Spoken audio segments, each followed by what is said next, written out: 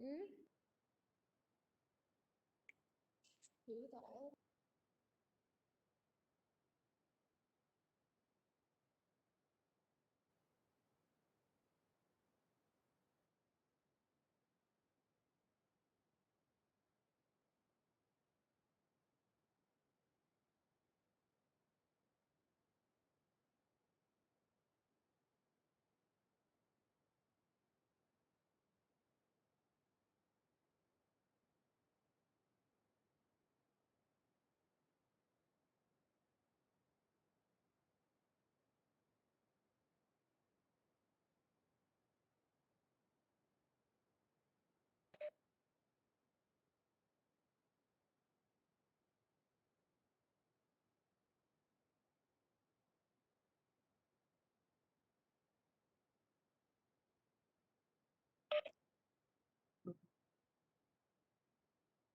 Hello. Hello.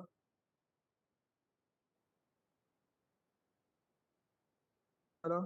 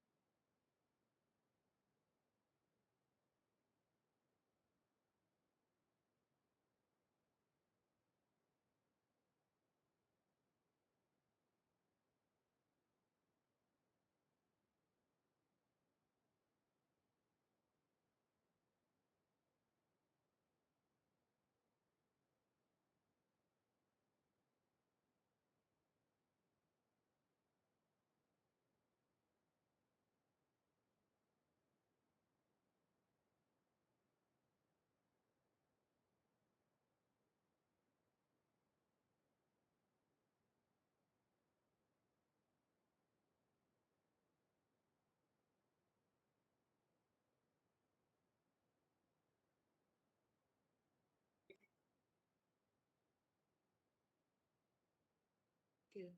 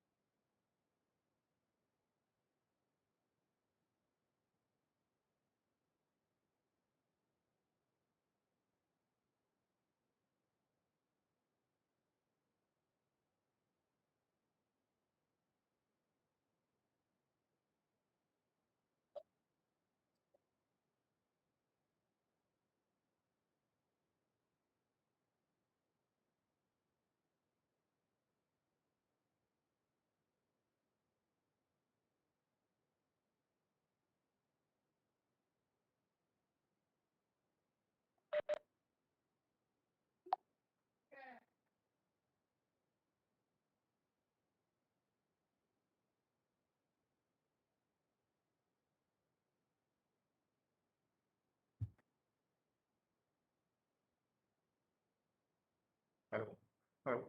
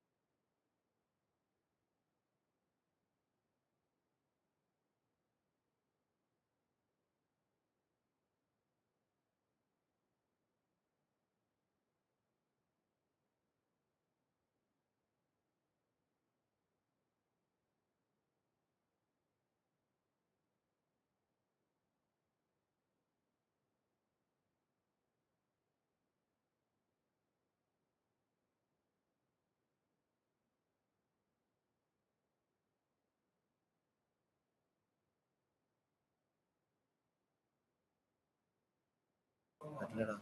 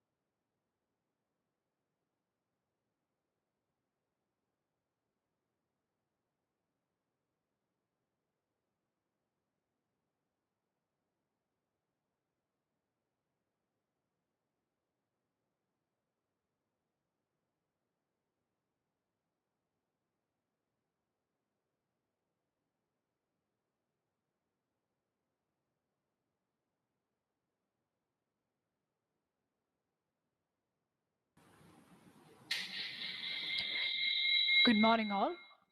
I'm Corporal Madhuliga Armstrong, and I'm pleased to welcome each and every one of you to EBSB Phase 12, which begins from 22nd November 2021 to 27 November 2021. The EBSB Phase 12 includes Kerala and Lakshadweep Directorate and Odisha Directorate. EBSB foregrounds cultural integration of the country as part of the vision to build India.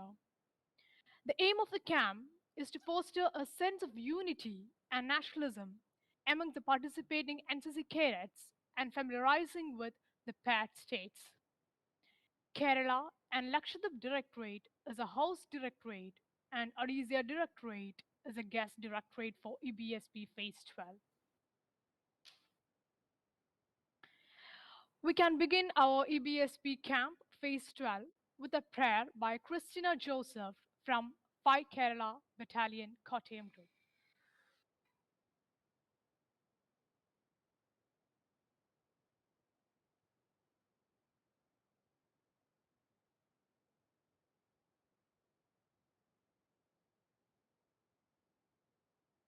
Om Jai Jagadish Hare Swami Jai Jagadish Hare भक्त जनों के संकट दास जनों के संकट क्षण में दूर करे ओम जय जगदीश हरे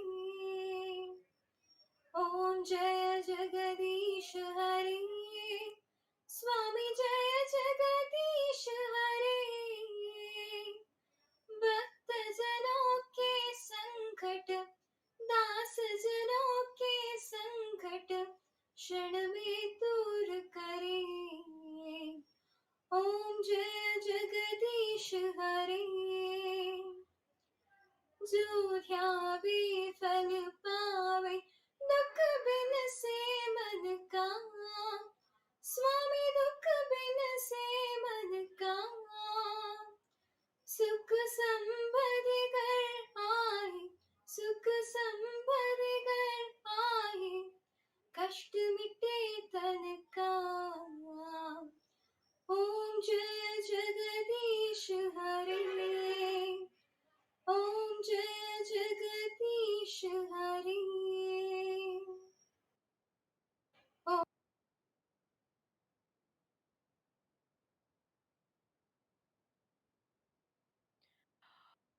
We are grateful to have Lieutenant Colonel Chandrasekhar Rao, Commanding Officer, 14 Odisha Battalion, Lieutenant Colonel Rajiv Chaudhary, Colonel Virendra Dadwalia Sauri Chakra, Commanding Officer of 18 Kerala Battalion, Lieutenant Colonel Lance D. Rodriguez, Air of 18 Kerala, for our ABSP Phase 12. Now, it's my privilege to invite Colonel Virendra Dadwalia Sauri Chakra for the inaugural address.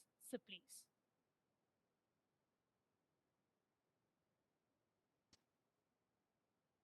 Gentlemen, good morning to all of you. I, Colonel Vrinder Datwalia, Commanding Officer, 18 Kerala.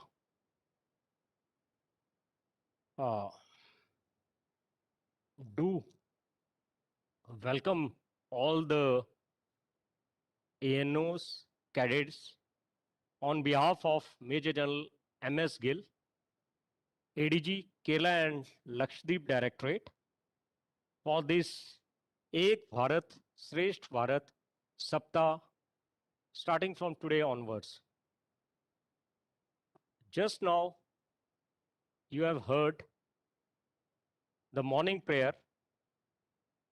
We are presently sitting in the premises of, from where I am speaking to you is MA College.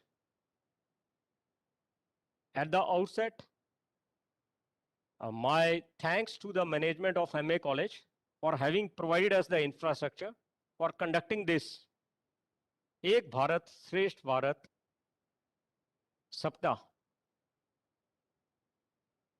We as a nation are very fortunate to have a long tradition of rich cultural heritage, be it the religion, art, humanistic knowledge, knowledge about self. We have a vast source for that. We have been a traditional society. Our strength lies in our diverse cultural traditions. Unity in diversity, that's what we all say. Our dresses, our dances, our songs, our languages, there are immense knowledge. We must be the only country having about 22 official languages. You'll be surprised that as per the last census, we had about 19,500 dialects. In spite of all these variations, we still are Indians. That's the best part. The aim of Ek Bharat Shrestha Bharat is just to give a glimpse to all of you about the other states, the other cultures. If you go in the past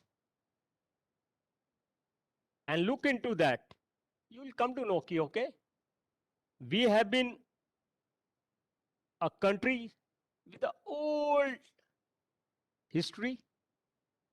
We have been a society which probably today what we say is Atam Gyan, self-knowledge about oneself. We were the givers to the world of to entire world about the zero, astronomy, astrology. And if a country is having about 22 official languages, you can understand the vastness of knowledge it must be having. In Ek Bharat Shrestha Bharat week,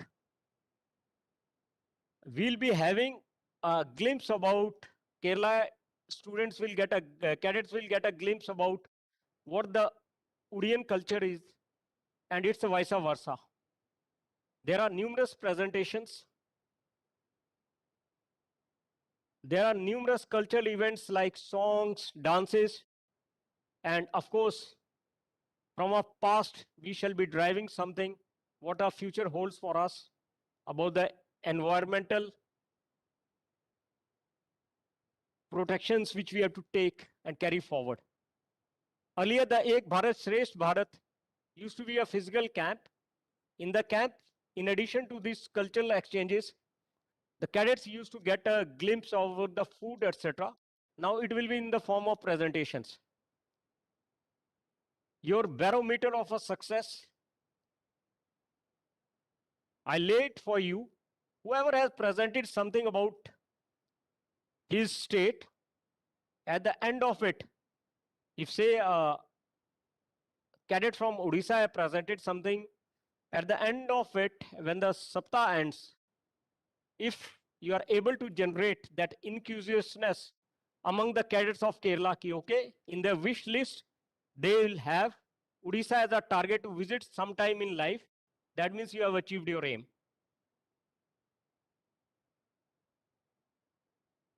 We also have, in this sense, the event kept number of prizes. Yes, there's a restriction because of time of the number of participants. ANOs are expected to disseminate everything to the cadets and a volunteer cadet and select the best and produce the best the next day. From our behalf, it's Captain Dr. Varghese, who is coordinating this event as a ANO. You all have got a WhatsApp group. There are certain important instructions which I like to pass, taking this as an occasion. Every day we'll be starting at 10 o'clock and going till 1 o'clock, 3 hours. Program have been disseminated. I know it's a delay. The delay was because probably earlier we were scheduled to do this event with the Delhi Directorate. Then it got changed to Odisha. Among the competition, in addition to the presentations, we have the folk songs, the dances, the quiz. Numbers have been registered for other things, lesser quiz. There are 2 quiz in which all cadets will be participating. They are good prizes.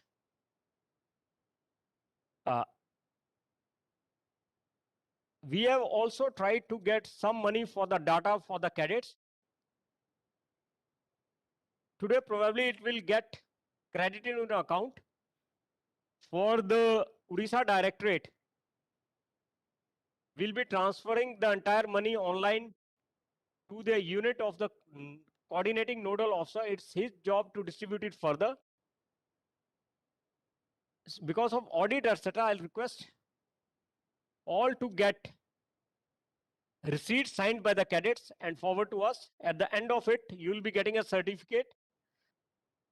Any achievement, special achievement, be it your participation in a dance, oblique presentation, will be reflected in the same certificates. Daily program will be given to you at the end. Next day's program at the end of first day. Should there be any doubt, oblique clarification, you have the contact numbers. You can give a call. I know there are internet issues. It is a responsibility of an individual cadet to find a suitable location, oblique place, where there's no interference. So you have to locate yourself accordingly. I expect a healthy interaction so that once this week comes to an end, we should be knowledgeable about each other's culture, language, eating habits, festivals, and of course the quiz will be based on the environmental issues. Since the time is less, it is important that a cadet, all cadets, do limit them to the prescribed timing only. Please do not overshoot. Guidelines how to operate the system must have been told to you. All of you are supposed to be on mute. Should you have a doubt, oblique a clarification, please do type in a chat box. You'll be given an opportunity, you will be unmuted, and after that, you can ask the question, etc., and suitable answer, oblique clarification will be given to you. But please do keep your mics at mute. Otherwise, there will be disturbance, and a person who is conducting the program or person who is giving a presentation will get interfered. So it is very important for all of us to maintain digital discipline. I again welcome you all for this healthy interaction. God bless. Take care. Thank you.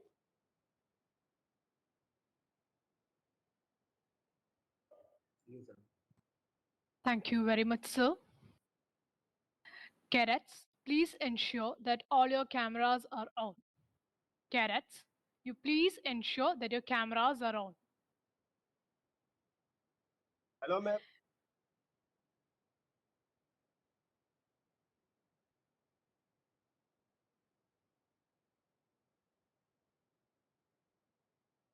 Now, we are about to begin the presentation on history, geography, and economy of Kerala by Corporal Ajil, Cadet Kevin, Corporal Madhulika, Senior Under Officer Bestina, Cadet AJ Ashwadi, Cadet Sanu. The Kerala was first epigraphically recorded as Ketlaputtu in a 3rd century rock inscription by Emperor Ashoka. Kerala is situated between the Arabian Sea to the west and Western Ghats to the east. It would be a great opportunity to know more about Kerala geography. The economy of Kerala is the 9th largest in India with an annual GSP of 4.78 lakh crore. Let's unfold Kerala history, geography, and economy through a beautiful presentation.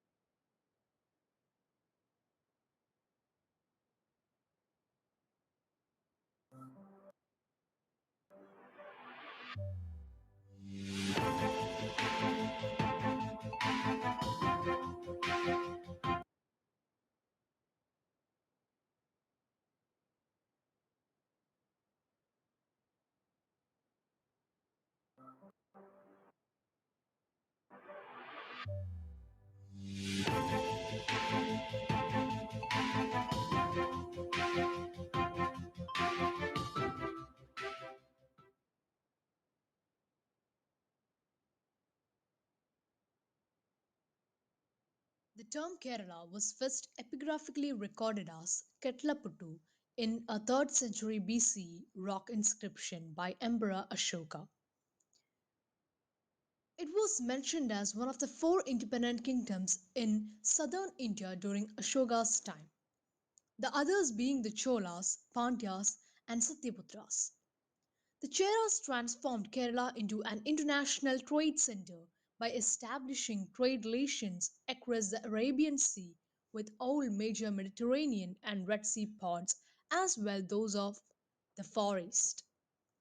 The dominion of Cheras was located in one of the key routes of the ancient Indian Ocean trade. The early Cheras collapsed after repeated attacks from the neighboring Cholas and Rakshakutas. During the early Middle Ages, Nambudiri Brahmin immigrants arrived in Kerala and shaped the society on the lines of the caste system. In the 8th century, Adi Shankara was born at Kaladi in the central Kerala.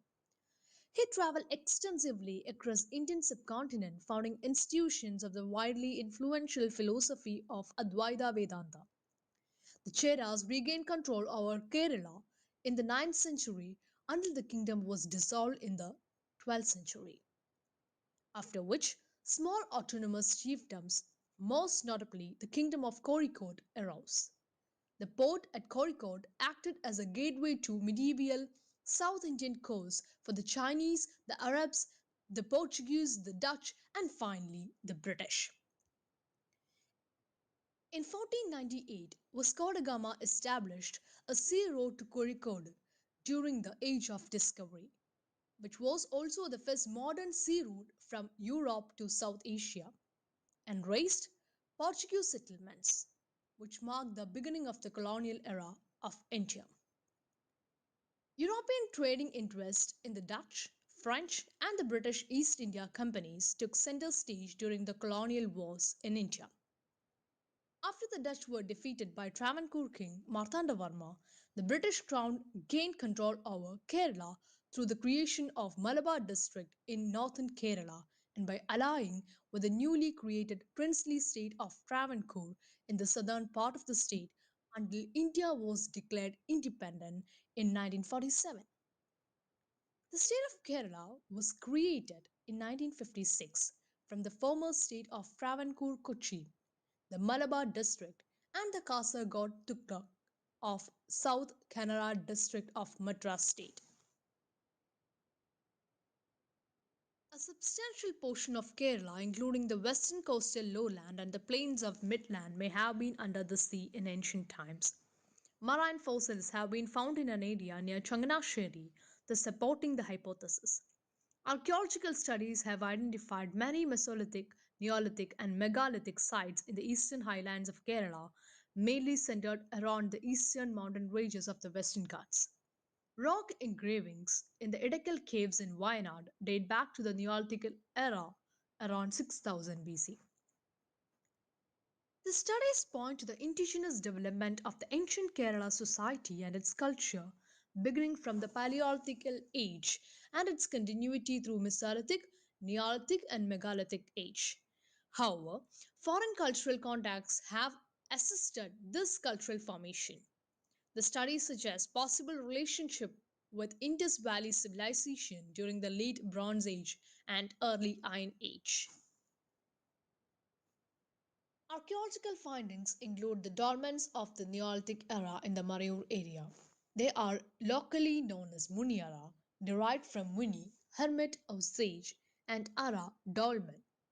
Rock engravings in the Edekal caves in Wayanad are thought to date from the early to late Neolithic eras around 5000 BC. Historian M.R. Raghava Varrier of the Kerala State Archaeology Department identified a sign of a man with jar cup in the engravings, which is the most distinct motif of the Indus Valley civilization. Kerala's dominant rulers of the early historic period were the Cheras, a Tamil dynasty in its headquarters located in Vanchi. The location of Vanchi is generally considered near the ancient port of Muziris in Kerala. However, Karur in modern Tamil Nadu is also pointed out as a location of the capital city of Cheras. Another view suggests the reign of Cheras from multiple capitals. The Chera kingdom consisted of a major part of modern Kerala and Konkanadu, which comprises western districts of modern Tamil Nadu like Coimbatore and Salem. The region around Coimbatore was ruled by the Cheras during Sangam period between 1st and 4th centuries, and it served as the eastern entrance to the Palakkad Gap, the principal route between the Malabar coast and Tamil Nadu. All Tamil works are important sources that describe the Cheras from the early centuries. Much of history of the region from the 6th to 8th century is obscure. From the Kodungalur line of the Cheras arose Kulashetra dynasty, which was established by Kulashetra Varman. At its zenith, these later Cheras ruled over a territory comprising the whole of modern Kerala and a smaller part of modern Tamil Nadu. During the early part of Kulashetra period, the southern region from Nagercoil to Thiruvananthapuram was ruled by a king who lost the power in the 10th century, and thus the region became a part of the Cheras. Kerala witnessed a flourishing period of art, literature, trade, and bhakti movement of Hinduism. A Keralite identity distinct from the Tamils became distinguishedly separate during this period. The origin of Malayalam calendar dates back to year 825 CE. For the local administration, the empire was divided into provinces under the rule of Nayar chieftains known as Naduvaris, with each province comprising a number of desams under the control of chieftains called Deshavasis. The era witnessed also a shift in political power evidenced by a gradual increase in Nambudiri Brahmin settlements. Established the caste hierarchy in Kerala by assigning different groups separate positions. As a result, many temples were conducted across Kerala, which, according to M.T. Narayanan, became cornerstones of the socio-economic society.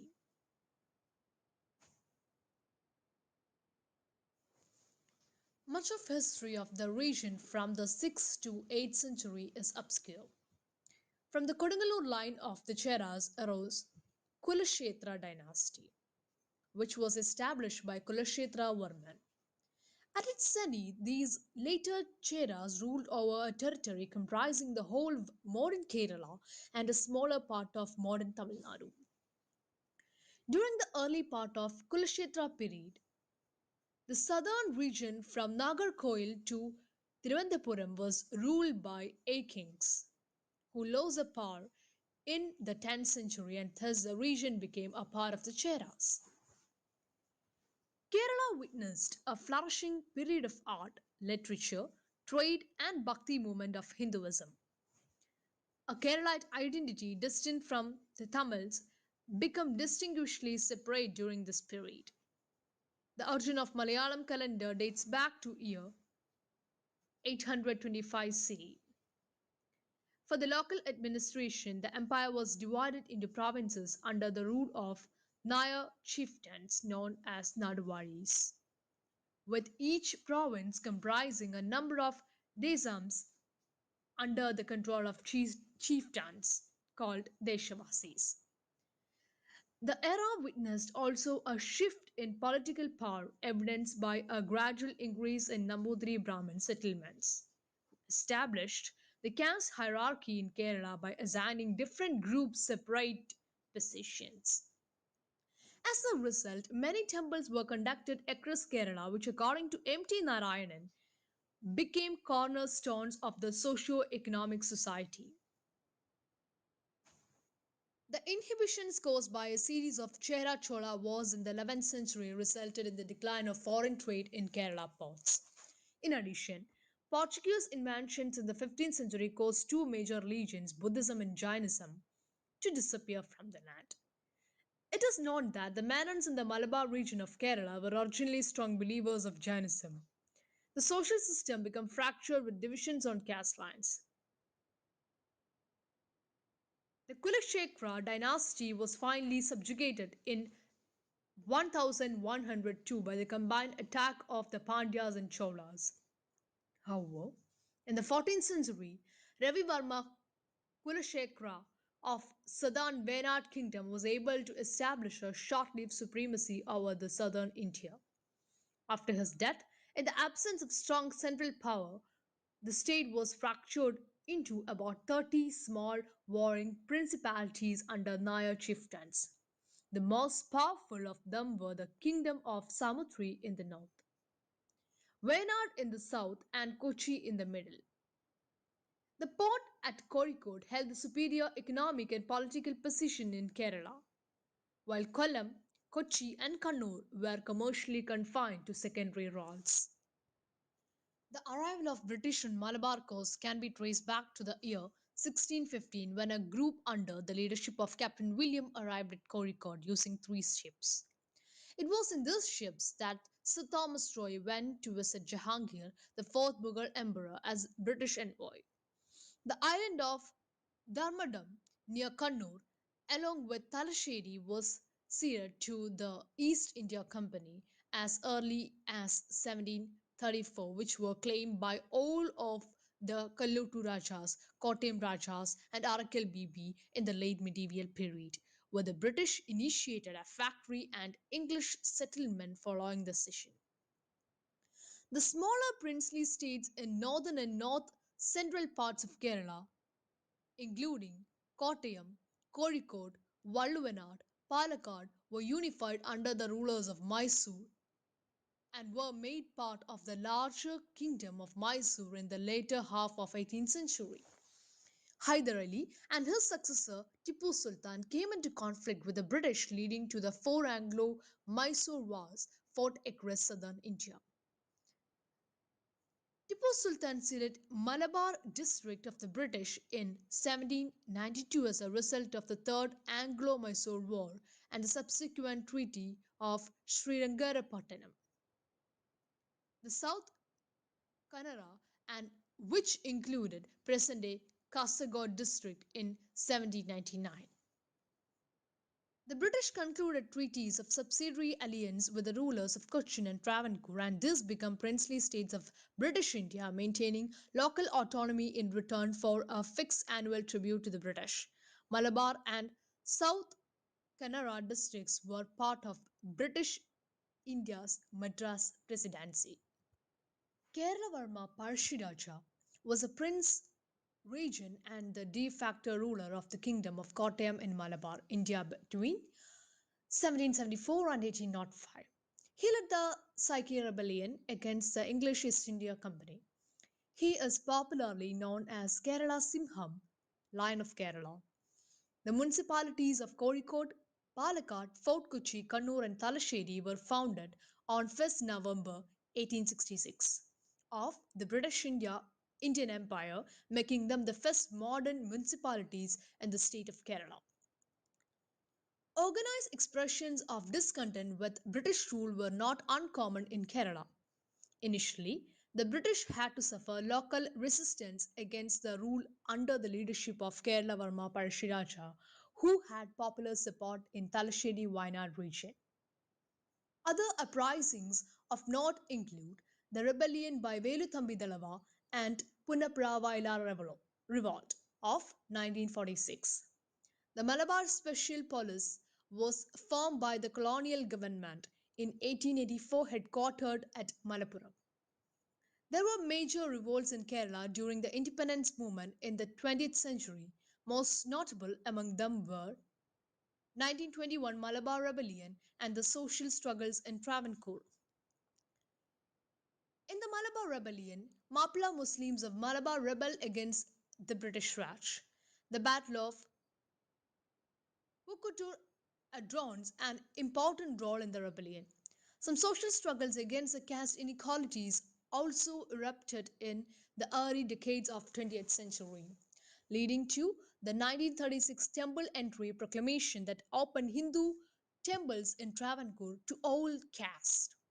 Kerala also witnessed several social reform movements directed at the eradication of social evils such as untouchability among the Hindus, pioneered by reformers like Sri Narayana Guru and Chatambi Swami, among others. The non-violent and largely peaceful Vaikam Satyagraha of 1924 was instrumental in securing entry to the public roads adjacent to the Vaikam temple for people belonging to untouchable caste. In 1936, Sri Chitra Tirunal Balarama Varma, the ruler of Travancore, issued the temple entry proclamation declaring the temples of his kingdom open to all Hindu worshippers, irrespective of caste. The two kingdoms of Travancore and Cochin joined the Union of India after independence in 1947. On 1st July 1949, the two states were merged to form Travancore Cochin. On 1st January 1950, Travancore Cochin was recognized as a state. The Madras Presidency was reorganized to form Madras State in 1947. On 1st November 1956, the state of Kerala was formed by the States Reorganization Act, emerging the Malabar district, including the islands of Lakshadweep. Travancore Cochin, excluding four southern taluks and the taluk of Kasargod, South Kannada. In 1957, elections for the new Kerala Legislative Assembly was held and a reformist communist-led government came to power under EMS Namboothiri Part. It was the first time a communist government was democratically elected to power anywhere in the world. It initiated pioneering land reforms aiming at lowering of rural poverty in Kerala. However, these reforms were largely not effective to mark a great change in the society, as these changes were not effected to a large extent. Lakhs of farms were owned by large establishments, companies, and estate owners.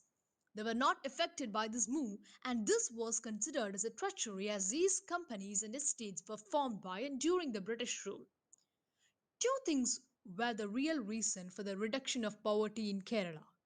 One was a policy for wide scale education, and second was the overseas migration for labor to Middle East and other countries.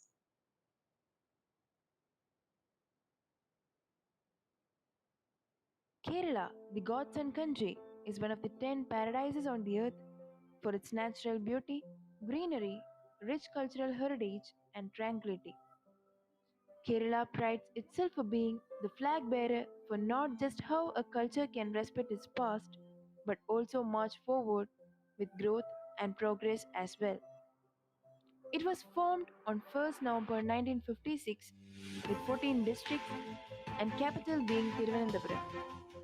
It is located in the Malabar coast of India and is bordered with Karnataka and Tamil Nadu.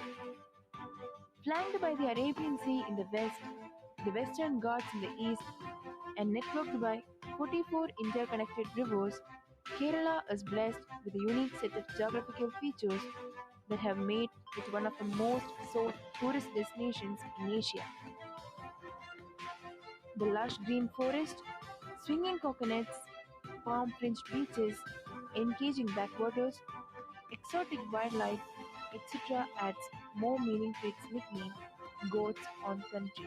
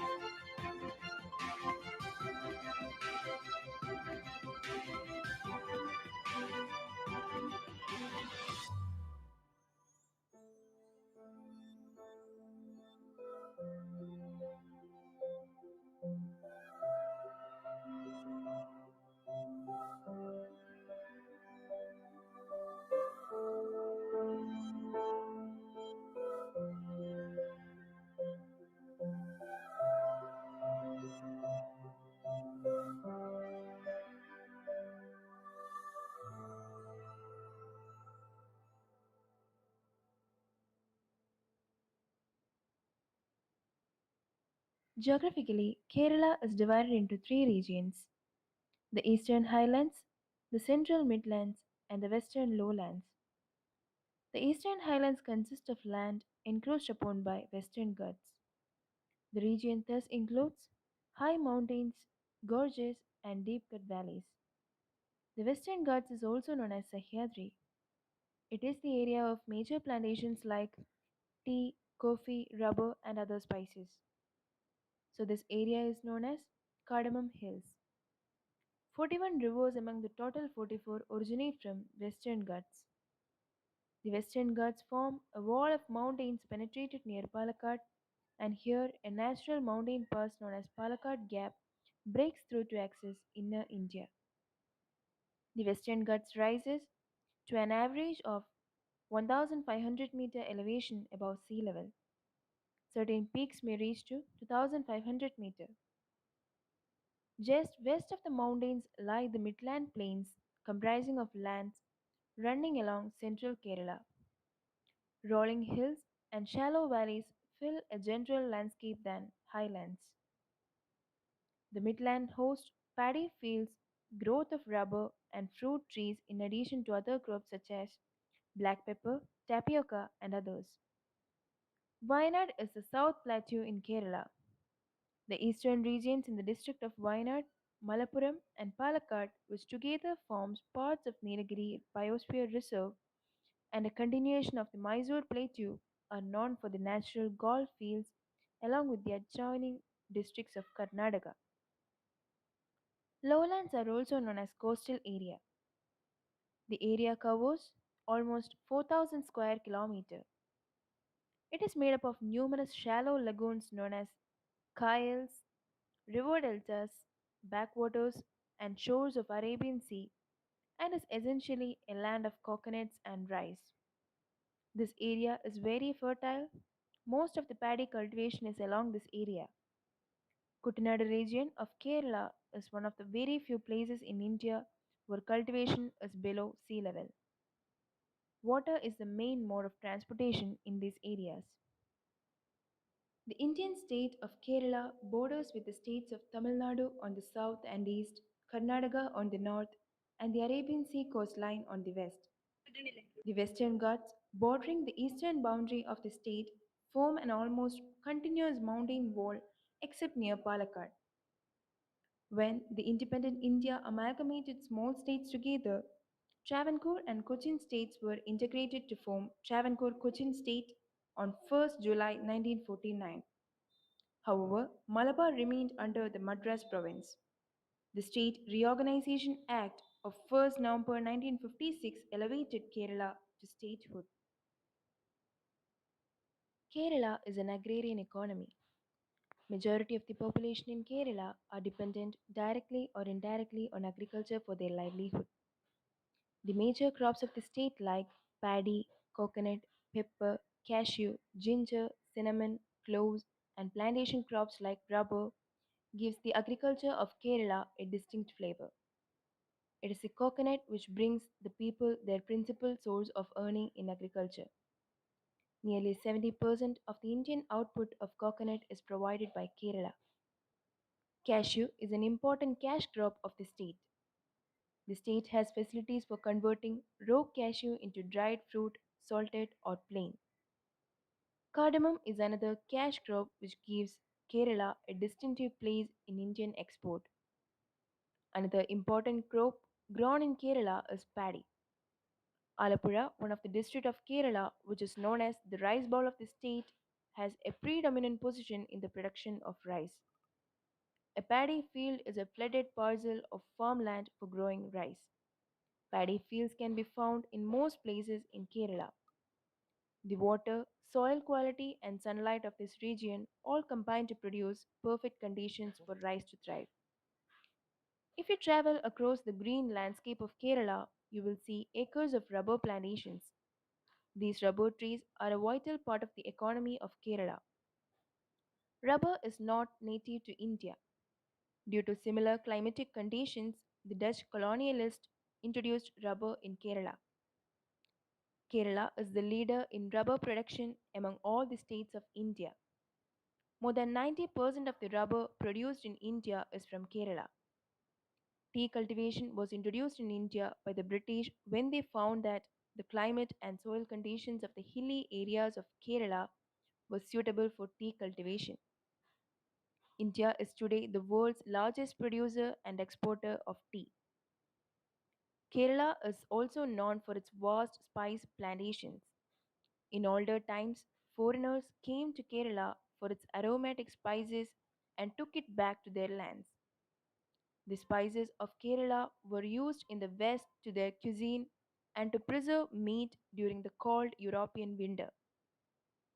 Kerala is renowned in the world for pepper.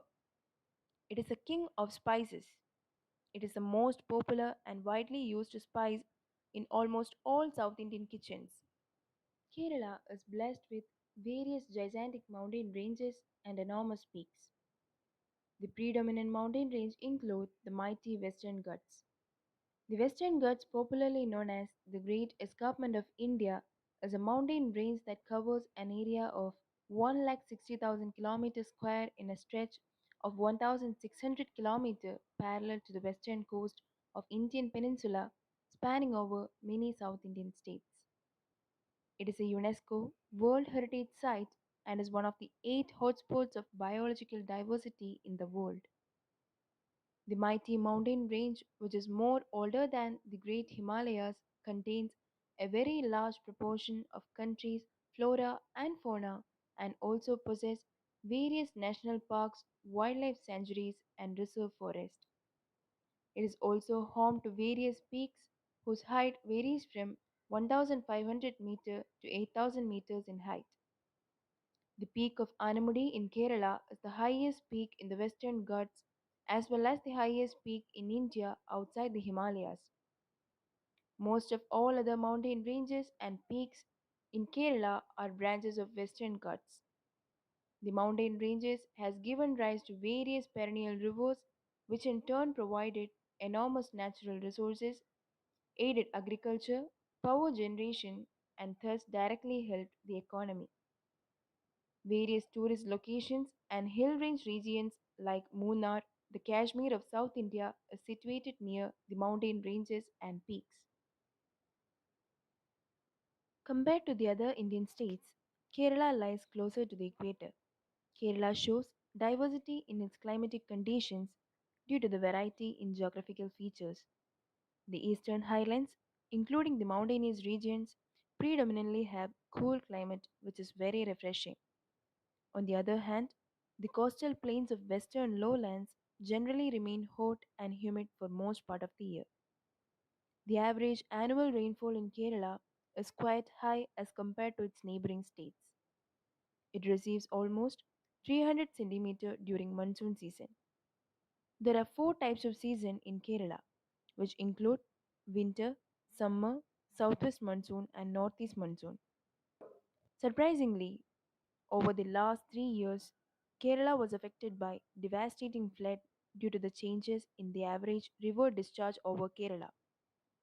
The unpredictable climatic conditions and heavy rainfall was major cause of calamity. The year of 2018 witnessed the worst flood in Kerala in nearly a century. All the 14 districts of the state were placed on red alert. According to the government report, one-sixth of the total population of Kerala had been directly affected by the floods and related incidents. But still, Kerala's moderate climate throughout the year contributes much towards the tourism sector in Kerala. Kerala's average maximum daily temperature is around 37 degrees Celsius and the minimum is 19.8 degrees Celsius. The Godson country is also gifted with various perennial rivers. Around 8% of India's waterways are found in Kerala. Kerala's major 44 rivers include the Periyar, Bharatapuzha, Pamba, Chaliyar, Kadalundipuzha, Chalakudipuza, Valapattanamanda, and Achankovil River, and it ranges up to about 250 km in length. Periyar River is the mightiest among it, followed by Bharatapuzha. The Periyar, popularly known as the lifeline of Kerala, is the longest river and the river with the largest discharge potential in Kerala.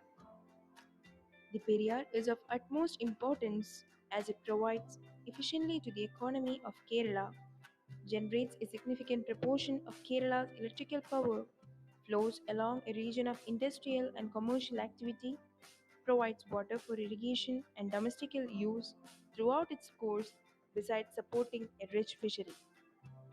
The major power generation dams like Idukki, Mullaperiyar, Idamalayar, etc. are built across Periyar and its tributaries.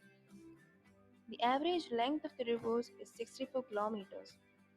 Many of the rivers are small and entirely fed by monsoon rain.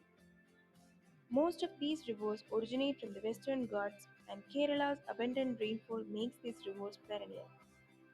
These rivers supply enormously as natural resources, economy supports power generations, agriculture, dams, fishing, aquatourism, aquatics, inland navigation, etc.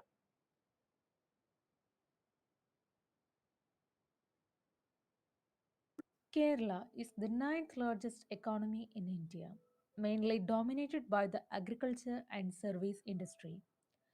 Kerala's economic progress is above the national average, with numerous major corporations and manufacturing plants being headquartered in Kerala. The migrant laborers in Kerala are one of the key factors as it increases workforce. Kerala is one of the few states to have marketed its natural beauty successfully to the leisure tourism sector. The Kerala state unique heritage and cultural diversity has attracted tourists from around the world. Kerala economy was gradually shifting from an agrarian economy into a service-based one during the period between 1960 to 2020. Kerala's high GDP and productivity figures with higher development figures is often dubbed the Kerala phenomenon or Kerala model of development by economists, political scientists, and sociologists. This phenomenon arises mainly from Kerala's land reforms, social upliftment of entire communities initiated from the first democratic government of Kerala led by EMS Namboodiripad and subsequently implemented by various governments ruled by the state. Kerala economy is primarily based on the concept of democratic socialist welfare state. Some such as financial experts use the term money order economy. This southern state per capita income is 60% higher than India's average. This has fueled internal migration to Kerala for low-end jobs, even as Keralites have immigrated mostly to Gulf countries and Western countries in search of better paying jobs. The Kerala economy is therefore largely dependent on trade in service and resultant remittance. Unemployment is the major crisis faced by Kerala economy. Here are some major sectors of Kerala economy. Agriculture. The economy of Kerala is hugely dependent on its agriculture. The distinction of agriculture sector of the economy can be noted from the fact that 96% of India's entire yield of pepper and 91% of natural rubber is produced in Kerala. The most essential or the staple crop is the rice or paddy. About 600 varieties of rice are grown in the sprawling paddy fields of Kerala. In fact, the Kuttanad region of the district of Kerala is known as the rice bowl of the state and enjoy a significant status in the production of rice. Next to rice is tapioca, and it is cultivated mainly in drier regions. Tapioca is a major food of the Keralites. Besides production of main crop, Kerala is also a major producer of spices that form cash crops of the state. Kerala is cultivating a large number of spices in India. It is also known as the Queen State of Spices. Spices embody the aroma of God's own country. Kerala is a home to a variety of spices like pepper, vanilla, cardamom, clove, cinnamon, nutmeg, ginger, turmeric, etc. Spices shaped Kerala's tryst with the destiny. It was the fragrances of spices that awakened the curiosity of the explorers. The Malabar coast of Kerala has witnessed the arrival of Arabs, Chinese, European powers like the Portuguese, the French, and the British. The spices of Kerala had become the most treasured and traded commodity. The warm, humid climate of central Kerala, the hazy hill stations with their loamy soil, rich organic matter, and reasonable amount of rainfall contribute to the production of spices in Kerala. Pepper, also known as black gold, thrives in Kerala due to the combination of natural advantages. This stringly black spice is the most celebrated of all the spices of Kerala. Pepper is mostly grown in the Western Ghats in Kerala. It is also known as the king of spices. Black pepper is widely used because it's rich in vitamin A and C. It helps to stimulate digestion and improves blood circulation when used with curd and honey.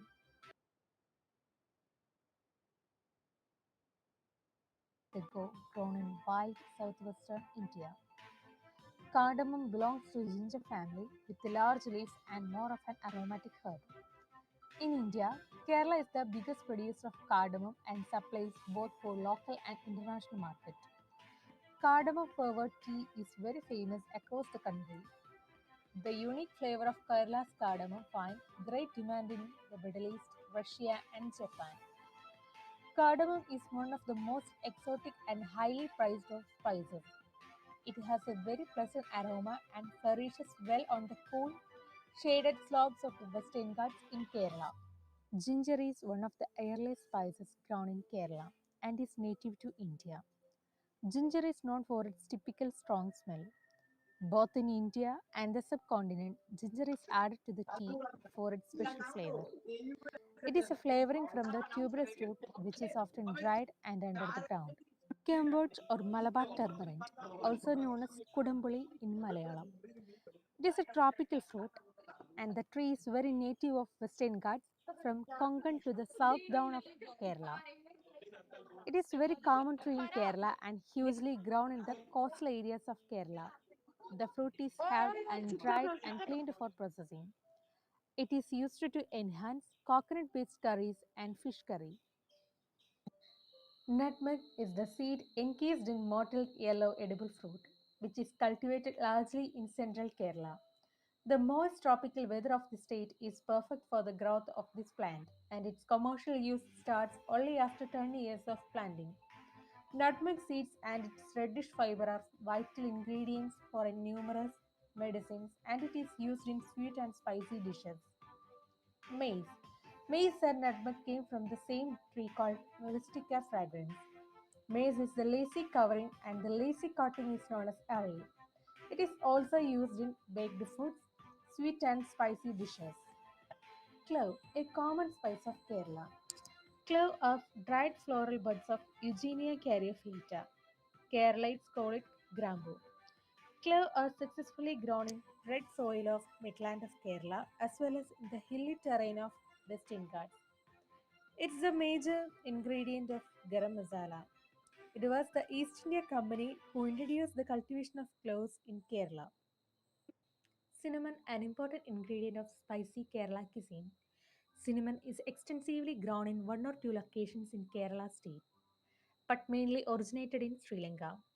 This spice is a light brown in color and is also mild in flavor in comparison to other spices. Curry leaves are popular for being highly aromatic and are used extensively in dishes of South Indian cuisine. It is known as a spice as well as a herb. Curry leaf is grown mainly in homes but in plantation scale as well. Besides these spices, there are so many other cash crops like coconut, rubber, tea and coffee, cashew, arecanut, etc. give the agriculture of Kerala a distinct flavor. It is the coconut which brings the people their principal source of earning in agriculture. Nearly 70% of Indian output of the coconut is provided by Kerala. Cashew is another important crop in the state. The state has facilities for converting raw cashews into dried fruit, salted or plain. The contribution of spices from Kerala accounted for about 43 billion Indian rupees in the Indian economy in year 2019-20. The state service sector, which accounts for around 65% of its revenue, is mainly based upon its hospitality industry, tourism, Ayurveda and medical service, information technology, transportation, financial sector, and education. Kerala has focused more attention towards the growth of information technology sector with the formation of Technopark Thiruvananthapuram, which is one of the largest IT employer in Kerala. It was the first technology park in India. Technopark became the largest IT park in India with the help of software giants like Infosys, Oracle, Tata Consultancy Service have their office in the state. The state has a second major IT hub, the Infopark centered in Kochi. As of 2014, Infopark generates one-third of total IT revenue of the state with the key office of IT majors like Tata Consultancy Service, Wipro, UST Global, IBS Softwares, etc. Kochi also has another major project, Smart City, under construction, built in partnership with the Dubai government. A third major IT hub is under construction centered around Kozhikode, known as Cyber Park. Kerala is the first state to make internet access a basic right.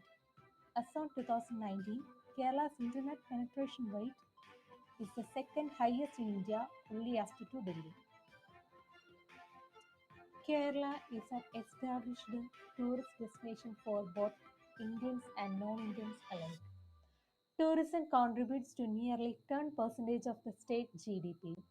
Tourists mostly visit the hill stations of Munnar, Nelliyambadi, Wayanad and Ponmudi, beaches at Varkala, Kovalam, Cherai, Kozhikode, historical centers at Fort Kochi, Kapat, and national parks and wildlife sanctuaries such as Periyar, Iravikulam National Park. The backwaters region, an extensive network of interlocking rivers, lakes and canals that center on Ashtamudi, Kumaragam, Vembanad and Punnamada also see heavy tourist traffic. Examples of Keralite architecture such as Padmanabhapuram Palace, Malik Dinar Mosaic Kasaragod are also visited. Cities like Kozhikode, Alappuzha, also known as the Venice of the East, are also popular for tourist destinations. Tourism plays an important role in the state's economy. Around 80% of the total employees in the organic sector of state, both public and private, are employed in the educational sector as in March 2020. Kerala is one of the Indian states which spent a larger portion of its revenue for human resource development, including educational and healthcare uplifting. As of 2007, enrollment in elementary education was almost 100%, and unlike other states in India, educational opportunity was almost equally distributed among sexes, social groups, and region. According to the 2011 census, Kerala has a 93.9% literacy compared to the national literacy rate of 74.0%. In January 2016, Kerala became the first Indian state to achieve 100% primary education through its Adulyam literacy program. Though the cost of education is generally considered low in Kerala. Kerala is the first Indian state to have a ICT-enabled education with a high-tech classroom in all public schools. The hospitality industry is a broad category of fields within the service industry that includes lodging, food and drink service, event planning, theme parks, travel and tourism, hotels, tourism agencies, restaurants, and bars. Kerala, a state in southern India, has a network of 11 national highways and 72 state highways and many district roads. The major initiatives under the industrial sector include Cochin Shipyard, oil refinery, shipbuilding, software industry, cast and mineral industry, food processing, marine products processing, and rubber-based products. The Cochin Shipyard in Kochi is the biggest shipbuilding facility in Kerala. Cochin Shipyard was incorporated in the year 1972 as a fully owned Government of India company. This yard can build and repair the largest vessels in India. CSL has secured shipbuilding orders from internationally renowned companies from Europe and Middle East and is nominated to build the country's first indigenously built air defense ship. The Cochin Shipyard also builds ships for the Indian Navy. Kochi Refinery is a crude oil refinery in the city of internationally renowned companies from. It is the largest public sector refinery in India with a production capacity of 15.5 billion tons per year. Formerly known as Cochin Refineries Limited and later renamed as Kochi Refineries Limited. It was acquired by the Bharat Petroleum Corporation Limited in the year 2006. The state owns several mineral deposits like china clay, limestone, limeshell, silica sand, bauxite, graphite, iron ore, granite, etc. Kerala Minerals and Metals Limited, Indian Rare Earths Limited, Balabar Cements, Travancore Cements are some of the major mineral industries working in the state since several years. The resources of beautiful ornamental granites in the state are being exported to different countries. Salt occurs in Kerala as a primary deposits. The non-occurrence are mainly in Wayanad Nilambur regions. Discovery of gold in Attapadi Valley of Palakkad district is a new and promising. Being the largest producer of high-grade processed china clay, the enormous export potential and relatively good infrastructure like ports, road and rail links, Kerala is yet to make a mark in the export of china clay. Renewable energy sources constituted the bulk of electricity generated in Kerala. KSEB Limited has 31 hydroelectric projects, 11 solar projects, 2 diesel power plants, and 7 wind farms. Power generation is also undertaken by captive mode projects, independent power mode project, cogeneration mode project other than KSEB Limited. India's largest floating solar power plant set up on the Banasura Sagar Reservoir in Wayanad, Kerala. India's first solar ferry used for public transport, Aditya, operates in Kerala. The Cochin International Airport, the first airport in India that runs entirely on solar power, is in Kerala. The Kochi Metro is planning 78 solar electric ferry boats for the city, which will be the largest integrated water transport system in the world. On 1st October 2011, Kerala became the first state in the country to have at least one banking facility in every village. Around 80% of the total employees in the organized sector of the state are employed in financial and insurance activities. As of March 2002, Kerala's banking sector comprised 3,341 local branches. Each branch served 10,000 people, lower than the national average of 60,000. The state has the third highest bank penetration among the Indian states. traditional industries, manufacturing items, coir, handloom, and handicraft employ around 1 million people. Kerala supplies 60% of the total global produce of white coir fiber. India's first coir factory was set up in Alappuzha. The handloom sector is a major traditional industry in Kerala. This industry faces a large number of problems today, in spite of a very glorious past and huge potential for employment generation as well as contributing to the GDP of the state. It is one of the leading sector in Kerala. The East industry is mainly concentrated in Thiruvananthapuram and Kannur districts. Handicraft is one of the major industries in Kerala. It is also contributing to the generation of employment to the state. Kerala is one of the leading producers of fish in India. About 1.1 million people earn their livelihood from fishing and allied activities such as drying, processing, packaging, exporting, and transporting fisheries. This contributes is about 3% of the total economy of the state. In 2006, around 22% of total Indian marine fishery yield was from Kerala. 1.6 million Keralites work overseas out of a population of 32 billion. As of 2008, Keralites in Gulf countries send home a sum of $9.25 billion annually, which is about 10% of remittance to India. Large number of work in construction. High literacy allows Keralites to secure administrative employment and white-collar jobs. In 2018, there were 2.5 million immigrants from the state who made remittance of 851 billion Indian rupees. Malappuram district has the largest portion of immigrant households in the state.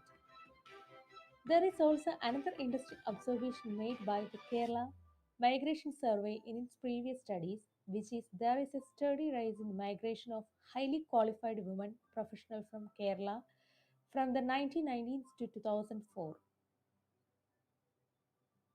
These women migrants were more educated and skilled and are earning more compared to unskilled migrants.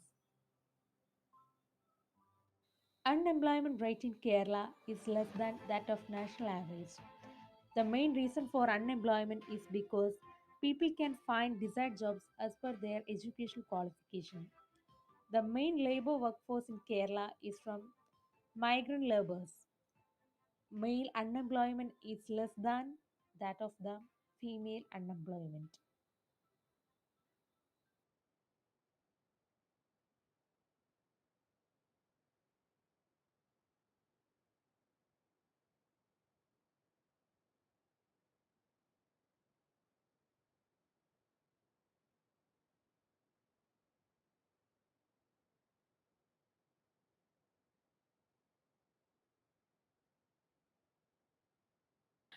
Thank you all for the great presentation. Uh, Let me pass you an information. Cadets, you all should be in uniform as this is an EBSB camp and you should ensure that you all should wear your uniform, your NCC uniform. As I have mentioned, the host of the program is Kerala LAKSHADWEEP Directorate and the guest is ODISHA Directorate. And all the programs are coordinated by our ADG of Kerala LAKSHADWEEP Directorate, Major General Mandip Singh Gill, who gives us all strength and support to this program.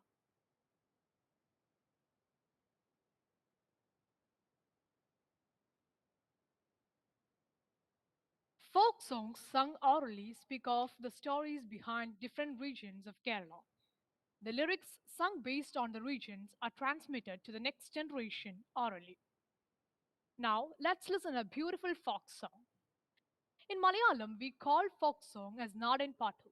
Now, we are here to present a folk song by Cadet Abarna Sunil, 4 Kerala Battalion, Trivandrum Group.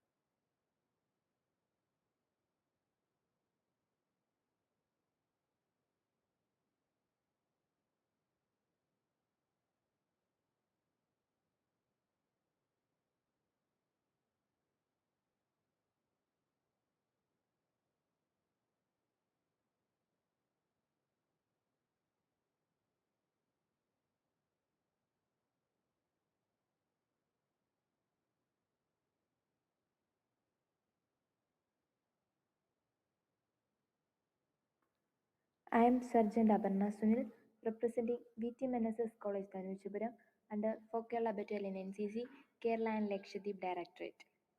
I am here to present a Malayalam folk song. മന്ദാരക്കാവിലേ വേലാപുരം കാണാൻ എന്തട കുഞ്ഞാഞ്ഞേ നമുക്കും പോകേണ്ടേ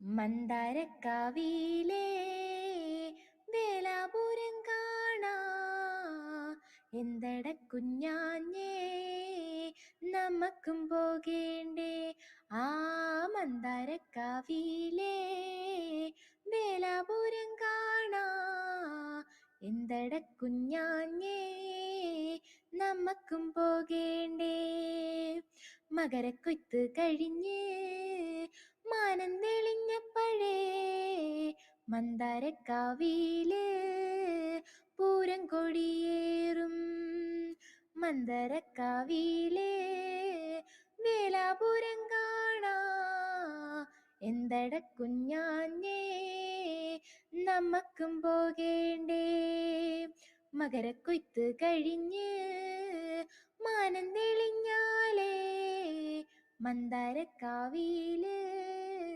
പൂരം കൊടിയേറും മന്ദാരക്കാവില് വേലാപുരം കാണാ എന്തട കുഞ്ഞാഞ്ഞേ നമുക്കും പോകേണ്ടേ മകരക്കൊയ്ത്ത് കഴിഞ്ഞ് മാനം തെളിഞ്ഞപ്പഴേ മന്ദാരക്കാവില് പൂരം കൊടിയേറി മകരക്കൊയ്ത്ത് കഴിഞ്ഞ് മാനം തെളിഞ്ഞപ്പഴേ മന്ദാരക്കാവില് പൂരം കൊടിയേറി ആ മന്ദാരക്കാവിലേ വേലാപുരം കാണാ എന്തട കുഞ്ഞാഞ്ഞേ നമുക്കും പോകേണ്ടേ മന്ദാരക്കാവില് വേലാപുരം കാണാ എന്നെയും കൊണ്ടുണ്ടോ എന്നുടെ കുഞ്ഞാഞ്ഞേ മന്ദാരക്കാവില് വേലാപുരം കാണാ എന്തട കുഞ്ഞാഞ്ഞേ നമുക്കും പോകേണ്ടേ ആ തുമ്പം കുരുത്തോല ആടിക്കളിക്കണുണ്ടേ കാവിലമ്മ ദേവിയേ ഞങ്ങളെ കാത്തോളൂ തുമ്പം കുരുത്തോല ആടിക്കളിക്കണുണ്ടേ കാവിലമ്മ ദേവിയേ ഞങ്ങളെ കാത്തോളൂ ആ മന്ദാരക്കാവിലേ വേലാപുരം കാണാ എന്തട കുഞ്ഞാഞ്ഞേ നമുക്കും പോകേണ്ടേ അടിയന്റെ കാവുകളും തൊട്ടടുത്താണേടേ വേലിയിറക്കമുണ്ടേ രാവിലെ പോണെനിക്ക് അടിയന്റെ കാവുകളും തൊട്ടടുത്താണേടേ വേലിയിറക്കമുണ്ടേ രാവിലെ പോണെനിക്ക് മന്ദാരക്കാവിലേ വേലാപുരം കാണാ എന്തട കുഞ്ഞാഞ്ഞേ നമുക്കും പോകേണ്ടേ മന്ദാരക്കാവിലേ വേലാപുരം കാണാ എന്തട കുഞ്ഞാഞ്ഞേ നമുക്കും പോകേണ്ടേ നമുക്കും പോകേണ്ടേ നമുക്കും പോകേണ്ടേ.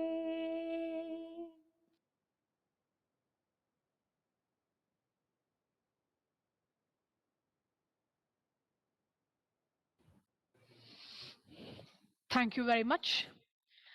There are 4 main days of Onam, and the most important is Tiruvonam. Trishur Puram is yet another big festival in Kerala, a temple festival. Puram means annual festival celebrated on the day when a moon is seen with a star. Now, there will be a presentation on festivals of Kerala.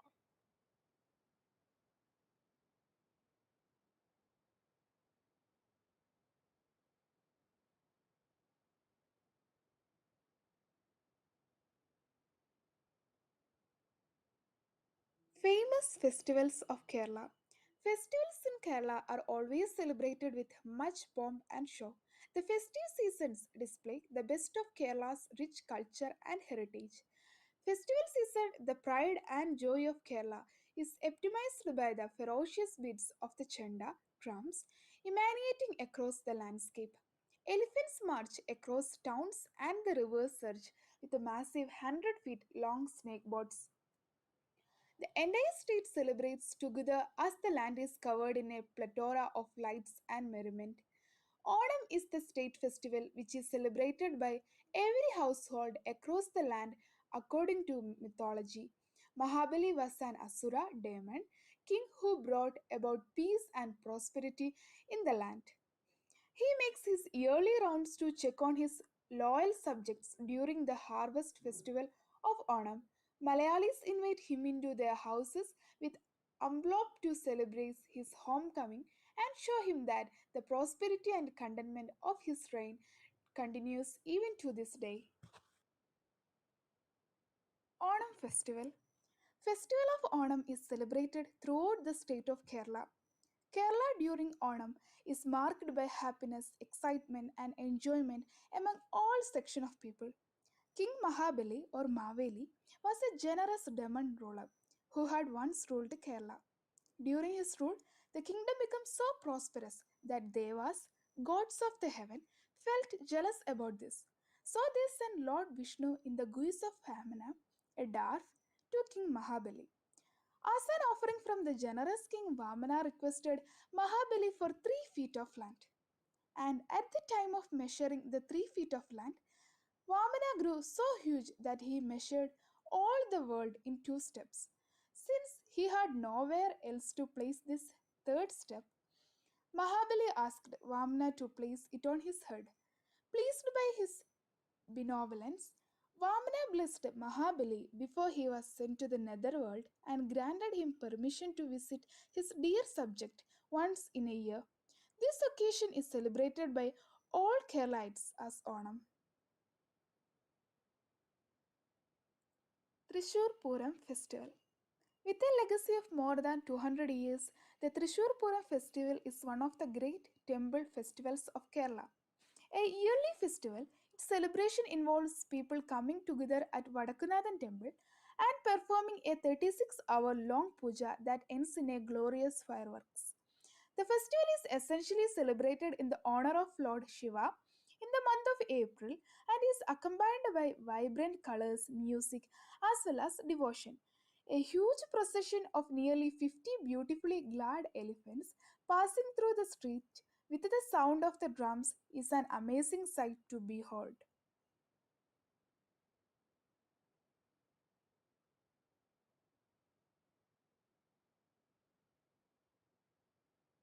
Vishu. Vishu is one of the most important festivals of the Kerala people. In fact, it is the new year for the Malayali population of the state, which is based on their ancient astrological calendar. On the day of Vishu, seeing the Vishukani as the first thing in the morning is believed to be the harbinger of the year's prosperity and good luck.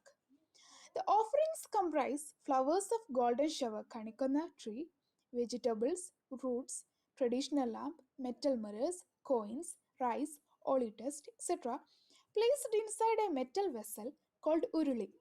Giving of hansel kainitam by an elderly person in the family to younger members is an integral part of the celebration. The members then join for the midday feast, and the festival is concluded by a brilliant display of Artugal Pongala Festival, a festival that ended the Guinness record for being the largest single gathering of women for a religious activity. Artugal Pongala of Artugal Bhagavati Temple in Thiruvananthapuram district is a phenomenon of sorts. Artugal Pongala festival is celebrated in the honor of Artugal Devi, who is said to be an incarnation of goddesses Parvati. The festival is celebrated during the month of February March. The custom is that the women from all over the city cook their offering, a sweetened dish made up of jaggery, rice, and banana, and bring it to Attugal temple.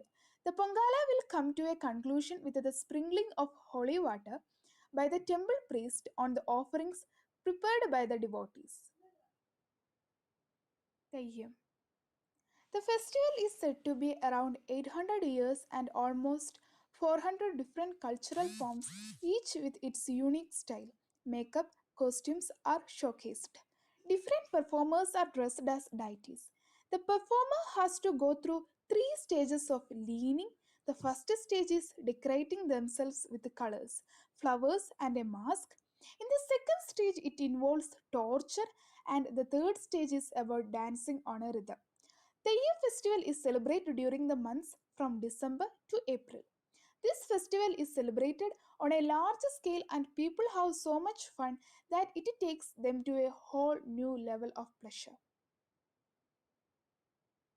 Guruvayur festival. Falling in the month of February March, Guruvayur is a religious festival bringing together people from all diverse backgrounds. People paint their homes while buildings are decorated with the plantain trunks, arcanuts, coconut bunches, etc. Festival finishes off with Arat on the 10th day. Tiruvadira. This festival is mostly celebrated in the month of either December or January. This festival is in total dedication to Lord Shiva, and it is believed that this day is perfect and very auspicious to worship Lord Shiva. The myth behind this festival is that it is celebrated to commemorate the death of the god of love, Kamadeva. Christmas. Christianity has also taken its toll in Kerala, with the number of Christians increasing day by day. Due to this reason, Christmas is a very big festival in Kerala. The time from 23rd December to 2nd January is filled with shopping, decorating parties, lights, singing, dancing, etc. Parades in big and major churches is very common and is a sight that you would not want to miss. As you see, all the beautiful ancient churches lit up with lights, giving people a sense of happiness, love, and most importantly, a sense of hope. Magaravilakku.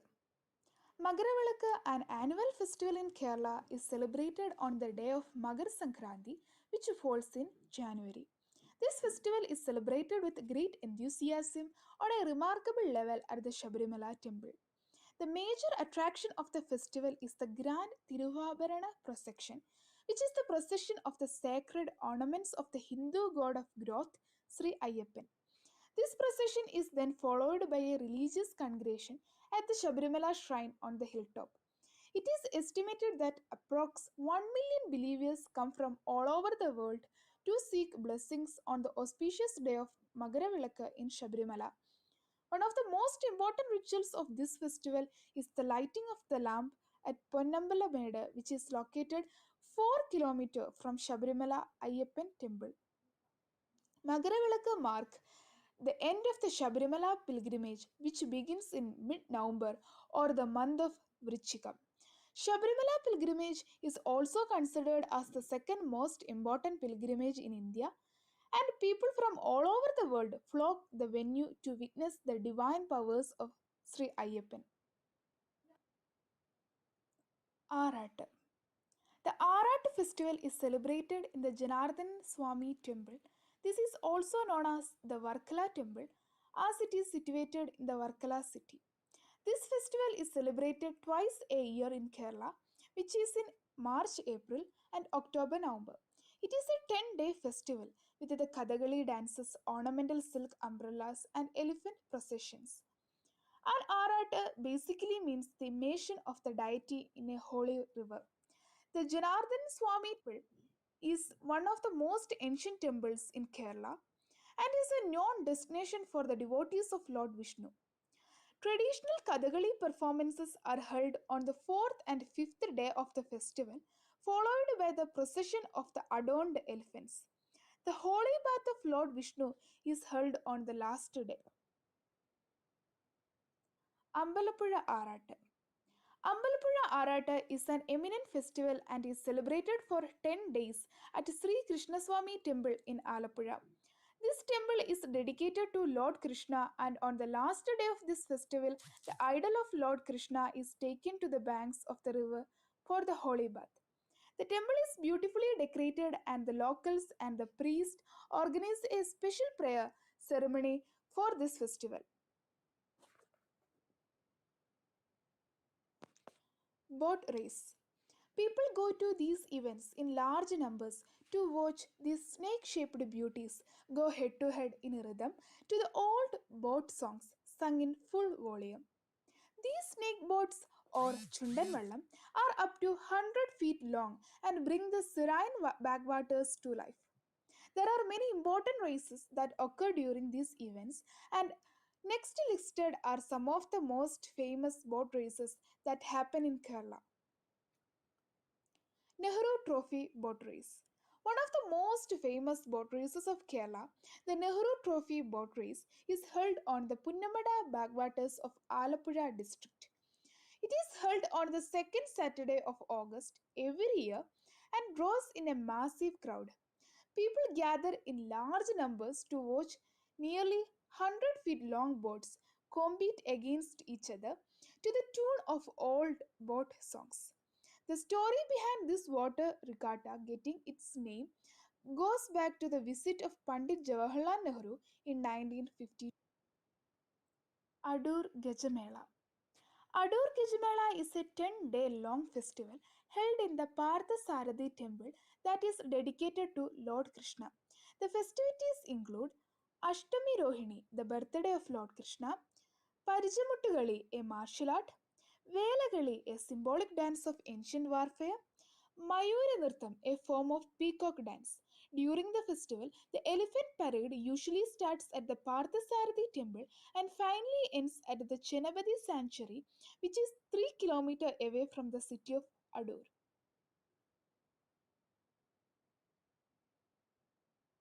Kalpati Radholsavam. The chariot festival Radholsavam at Kalpati village mark the beginning of chariot festivals in temples associated with 98 agraharams in Palakkad district.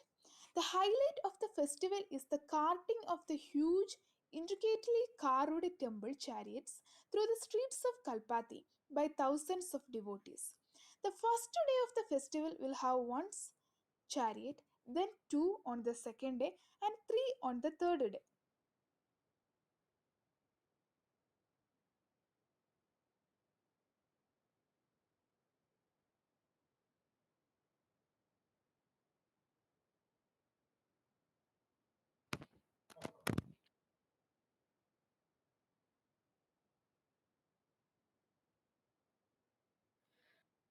Thank you very much.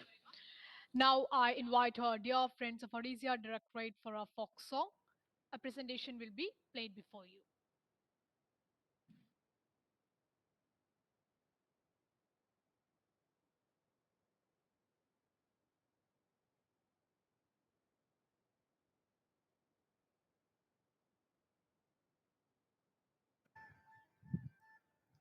ଅଙ୍କା ବଙ୍କା ବାଟେ ଆଜି ମନ ହଜିଲା ଚିହ୍ନା ଚିହ୍ନା ଗୀତ ସ୍ୱର ମନ ଖୋଜିଲା ଅଙ୍କା ବଙ୍କା ବାଟେ ଆଜି ମନ ହଜିଲା ଚିହ୍ନା ଚିହ୍ନା ଗୀତ ସ୍ୱର ମନ ଖୋଜିଲା ରଖିଥିଲି ଯାହା ସାଇତି ଉଡ଼ାଇ ନେଲା ଚଇତି ରଖିଥିଲି ଯାହା ସାଇତି ଉଡ଼ାଇ ନେଲା ଚଇତି କେହି ମୋର କାନେ କହିଲା ଭଲ ବୋଧେ ପାଇଲା ଚଗଲା ଚଗଲା ପବନ ଉଡ଼ାଇଲା ଆଜି ଏ ମନ ଦିନ ଭାସି ଯାଏ ଭସମେ ଘରେ ରଙ୍ଗଣ ଫୁଲର ମେଲଣ ମନେ ଭରି ଦିଏ ସପନ ସାତ ଋତୁ ନେଇ ସାତ ରଙ୍ଗରେ ସକାଳର ସୁନା ସୁରୁଜ ବୁଣି ଦିଏ ରଙ୍ଗ ମୁରୁଜ ସକାଳର ସୁନା ସୁରୁଜ ବୁଣି ଦିଏ ରଙ୍ଗ ମୁରୁଜ କାହା କଥା ଭଲ ଲାଗିଲା ଭଲ ମୋତେ ପାଇଲା ଶୁଣିଲା ଗୀତରେ ମନ ନେଇଗଲା ଭିତରେ ଆଜି ଝରି ଗଲା ମେଘ ଅତର ସକାଳ କୋଇଲି କୁହୁରେ ପ୍ରଥମ ଫୁଲର ମହୁରେ କେହି ଯେ ଲାଗିଲା ଏତେ ନିଜର କାହାର ଏ ଚୋରା ଚାହାଣୀ ନେଇଗଲା ନୂଆ କାହାଣୀ କାହାର ଏ ଚୋରା ଚାହାଣୀ ଲେଖିଦେଲା ନୂଆ କାହାଣୀ मन कथा आजी लेखिला भल आजी लागिला। Jai Hind, I am Cadet Orima Patnaik from number 1 Odisha Air Squadron Flying NCC, Odisha Directorate. I will be representing the song of Odisha.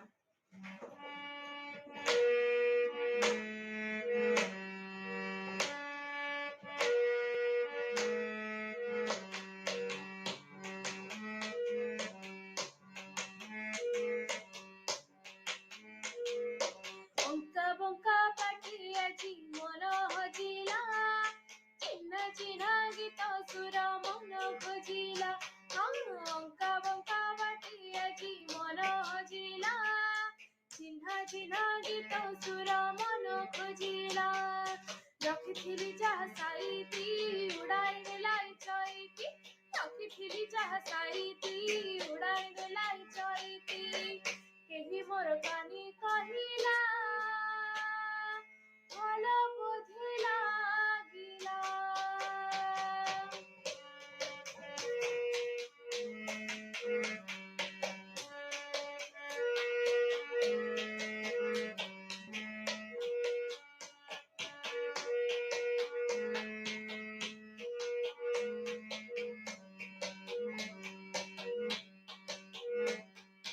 चगला चगला पवन मने मरी दिए सपन सात ऋतु नेई सात रंगरी।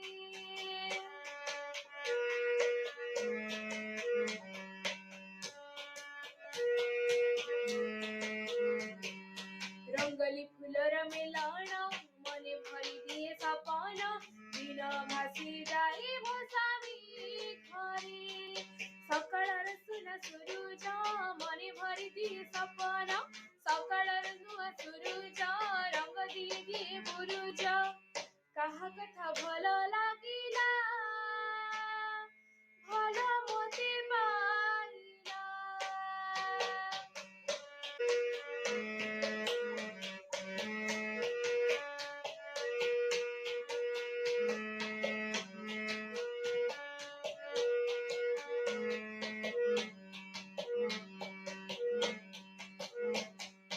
सुरिला सुरिला गीतरी मन गला मितरी माझी देह गिला मेघातरा।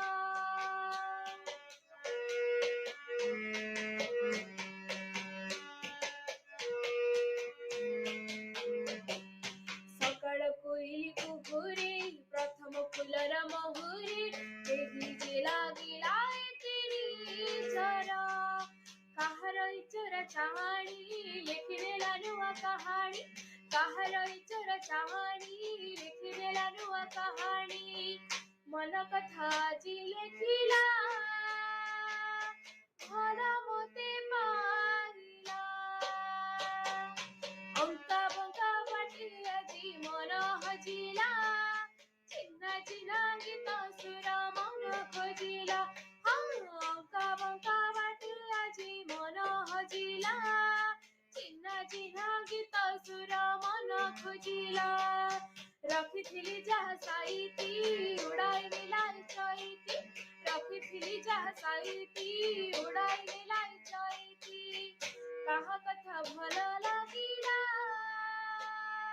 भल मोते पाइला। अंका बंका पाटी आजी मन हजिला चिन्ह चिन्ह गीत सुर मन खोजिला। अंका बंका पाटी आजी मन हजिला चिन्ह चिन्ह गीत सुर मन खोजिला।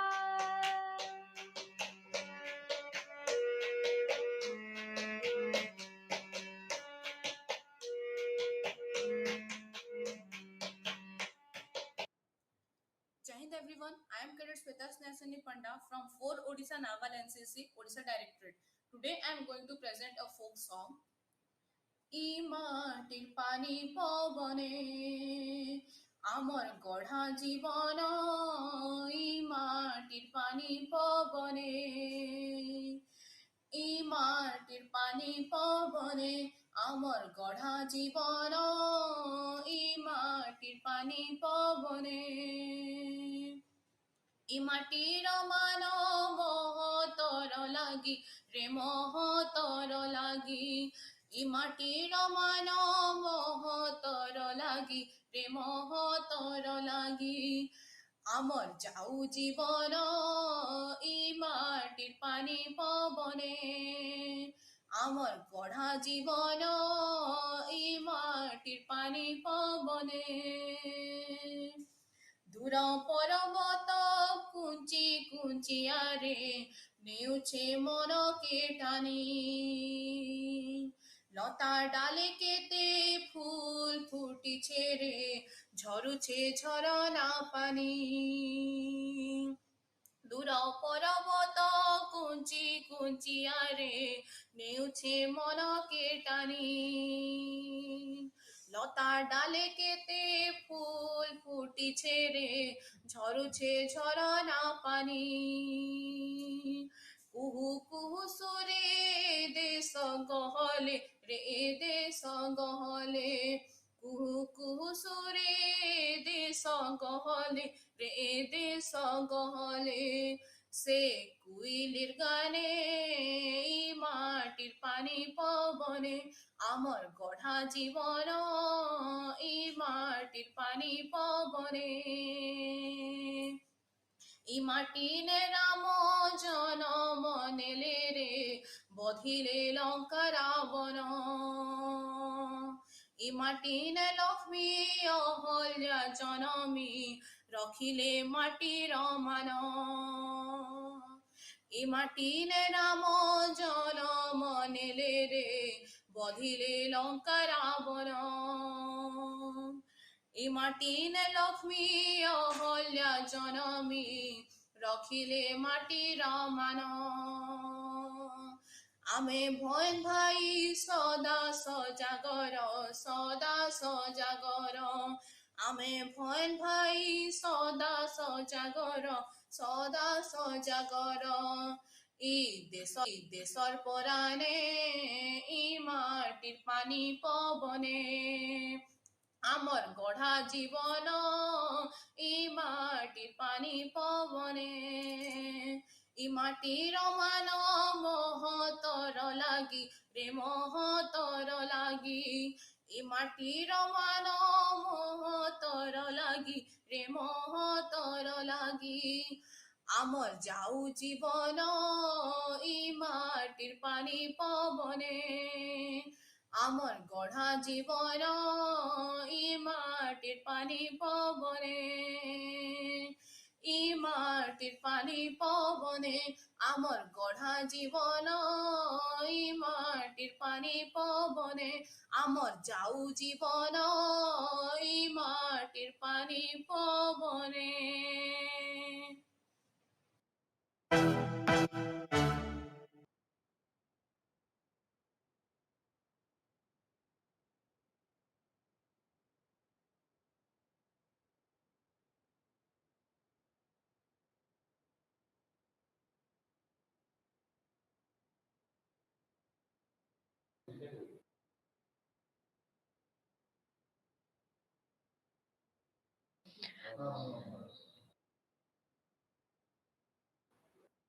Thank you very much.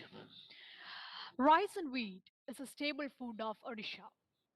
Mustard oil is used in some dishes. I now invite Cadet Jayadi Dhal from Odisha Directorate for a presentation of Odisha cuisine and food habits.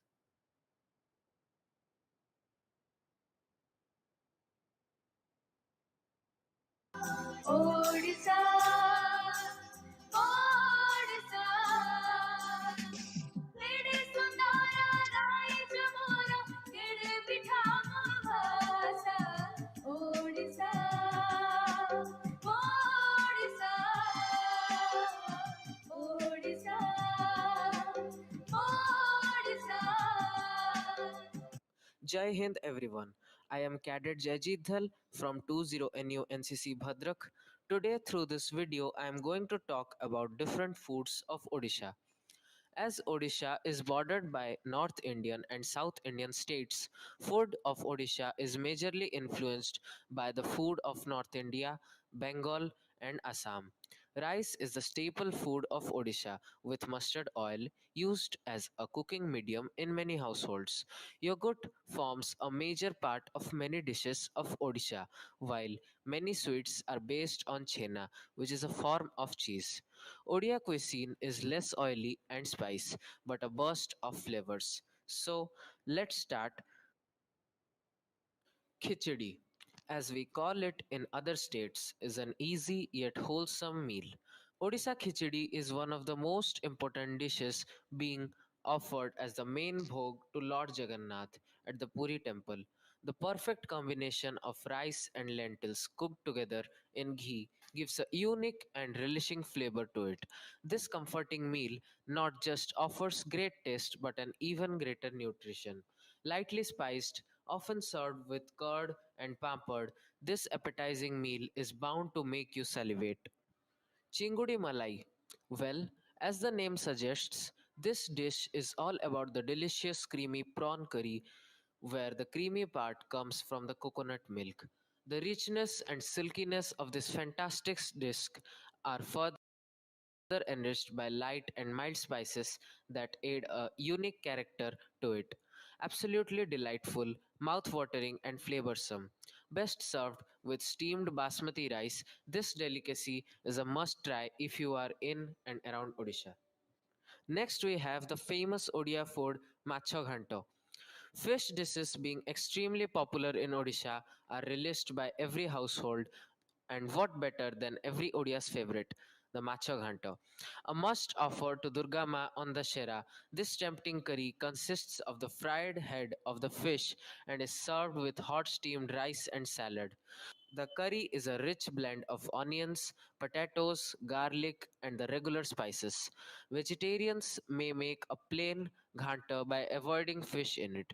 This one dish which has no match, no matter where you are, and is likely to tempt you to eat it again and again until the time you are in Odisha. Next, we have dalma. This staple food of Odisha comes with roasted moong dal without any onion or garlic. A few regular spices along with a cup of veggies are added to it to give it a lip smacking flavor. Common veggies include pumpkin, plantain, yam, and papaya, which work like magic on your overall health. Mostly eaten with rice, this finger licking meal will more than satiate your appetite. Pakhala Bhato. Pakhala Bhato is the daily lunch for almost every household in Odisha during summers. Prepared by soaking cooked rice in water and sour curd. Typically left overnight and often served with potatoes, fried fish, papad, and body chura, which is dried and nut like urad and black gram. This fermented rice is the perfect dish to beat the heat and refreshes you from within. 20th March is also celebrated as Pakhala Divasa or Universal Pakhala Day by all Odias to welcome summer season with Odisha's traditional food. This sumptuous meal is a must try. Gupchup. Known as Pani Puri in Western India, Puchka in Bengal, Golgappa in the north, and Gupchup in Odisha. This quick snack, which has almost become a staple across the nation, needs no introduction. This extremely popular street food comprises of small and crisp puris made from the dough of suji, maida, and atta, served together with chana masala and khata jaljeera. Probably one food which is loved by every age group and enjoyed at any time of the day. The best thing about this dish is that it is so cheap and light that you can often see gupchup eating competitions on your streets. Without a doubt, it is everyone's favorite. Dahi Vada Aludam. Yet another popular street food that we see after Gupchup in Odisha is Dahi Vada and Aludam. While everywhere else, Dahi Vada and Aludam are considered to be two separate dishes, Odisha offers a distinctive blend of the both. The relishing taste of Dahi Vadas carefully neutralizes the spiciness of Aludam, giving the taste that every Odia craves for. Also famous as the Vada Pav of Cuttack, this dish has surely paved its way into people's hearts for everyday lives. Next we have Chhena Poda. the traditional sweet of Odisha. Chhena is also known as Odisha's very own cheesecake, the one sweet that Odisha is famous for. It is also known to be Lord Jagannath's favorite sweet and is often offered to him at the Puri temple. The lingering taste of burnt homemade cottage cheese and semolina combined with sugar syrup simply blow away your mind. This rare dessert is baked for several hours until it becomes red and the caramelized sugar brings out the distinct flavor of chhena poda. Being sold in almost every nook and corner, this dish is simple, easy, and absolutely delicious. Pilaf or pulao. It is a rice dish in a seasonal broth. When sauteed lightly in oil, the rice attains a golden brown color with the aroma of mixed spices. Depending on specific cultures, the dish is prepared as a variety which includes meat, vegetables, dry fruits, and even pasta. The culinary of pulao spread over states to countries worldwide. It is a staple dish in Odisha cuisine. Next, we have Santula. This classic Odia dish is a fried or boiled vegetable curry that slurps down your tongue with every spoon. With a blend of raw papaya, potato, tomato, and brinjal, the dish is nothing less compared to any other healthy food. As the recipe is low on spices and high on greens, it is most commonly eaten for a healthy diet. You may want the dish to be mildly sauteed with milk and spices for an extra taste. Next, we have chaturai or chatu besara is a nutritious vegetable dish that's very popular in Odisha. The ingredients that enrich the taste of it are turmeric powder and tomato with a bunch of mushrooms cooked in a tangy, delicious mustard paste. Often prepared during special occasions, the dish is enjoyed not just in Odia but also in places around the world. Next, we have Alu Potala Rasa, a special dish prepared with potato and pointed gourd. It is one of the popular curries in the state of Odisha. Also known as Parval in North India, this dish is offered to God at Puri Jagannath temple. A bit of cashew paste or onion and ginger paste makes it more savory. Then we have Chakuli Pitha. Chakuli pitha is a renowned dish from Odisha that is quite like a dosa, yet different. It is prepared using a batter made with equal portions of lentils, which is urad dal, and rice, soaked, ground, and fermented for at least 5 hours. Even black lentils are used instead of the urad dal at some times. The batter is spread on a griddle or pan in a circular shape and cooked on both sides using some mustard oil. Chokoli pitha is softer than that of a dosa and is comparatively thicker as well. This gluten-free delicacy tastes really well with aloo bhaja, ghugni or jaggery. At last, we have mudhi mangso. Mudhi is puffed rice and mansa means meat. Mudhi mansa is a classic traditional dish that is loved by the people of Odisha, mostly Baripada. It's goat's meat that is marinated in oil and a whole lot of spices. The meat is then added to a gravy made with tomatoes, onions, and selected spices. Served hot with crunchy mudi or puffed rice, garnished with chopped onions, tomatoes, and fresh coriander leaves. It is an interesting combination that is quite preferred everywhere. Thank you.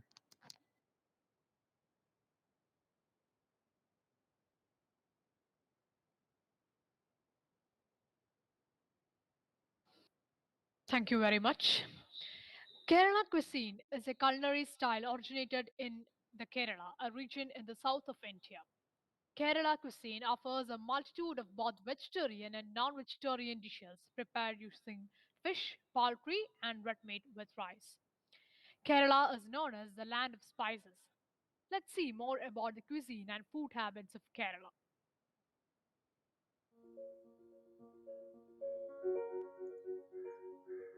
On behalf of Kerala and Lakshadweep Directorate, I, Cadet Suryaprabha S., along with CEO Ridin KS, Corporal Anuraj Shivadas, Cadet Sergeant Donna and George, and Cadet Ashwin Arun E from 23 Kerala Battalion and 3 Kerala Air Squadron are going to present you all with some of the important and famous dishes of Kerala which are made out of bananas.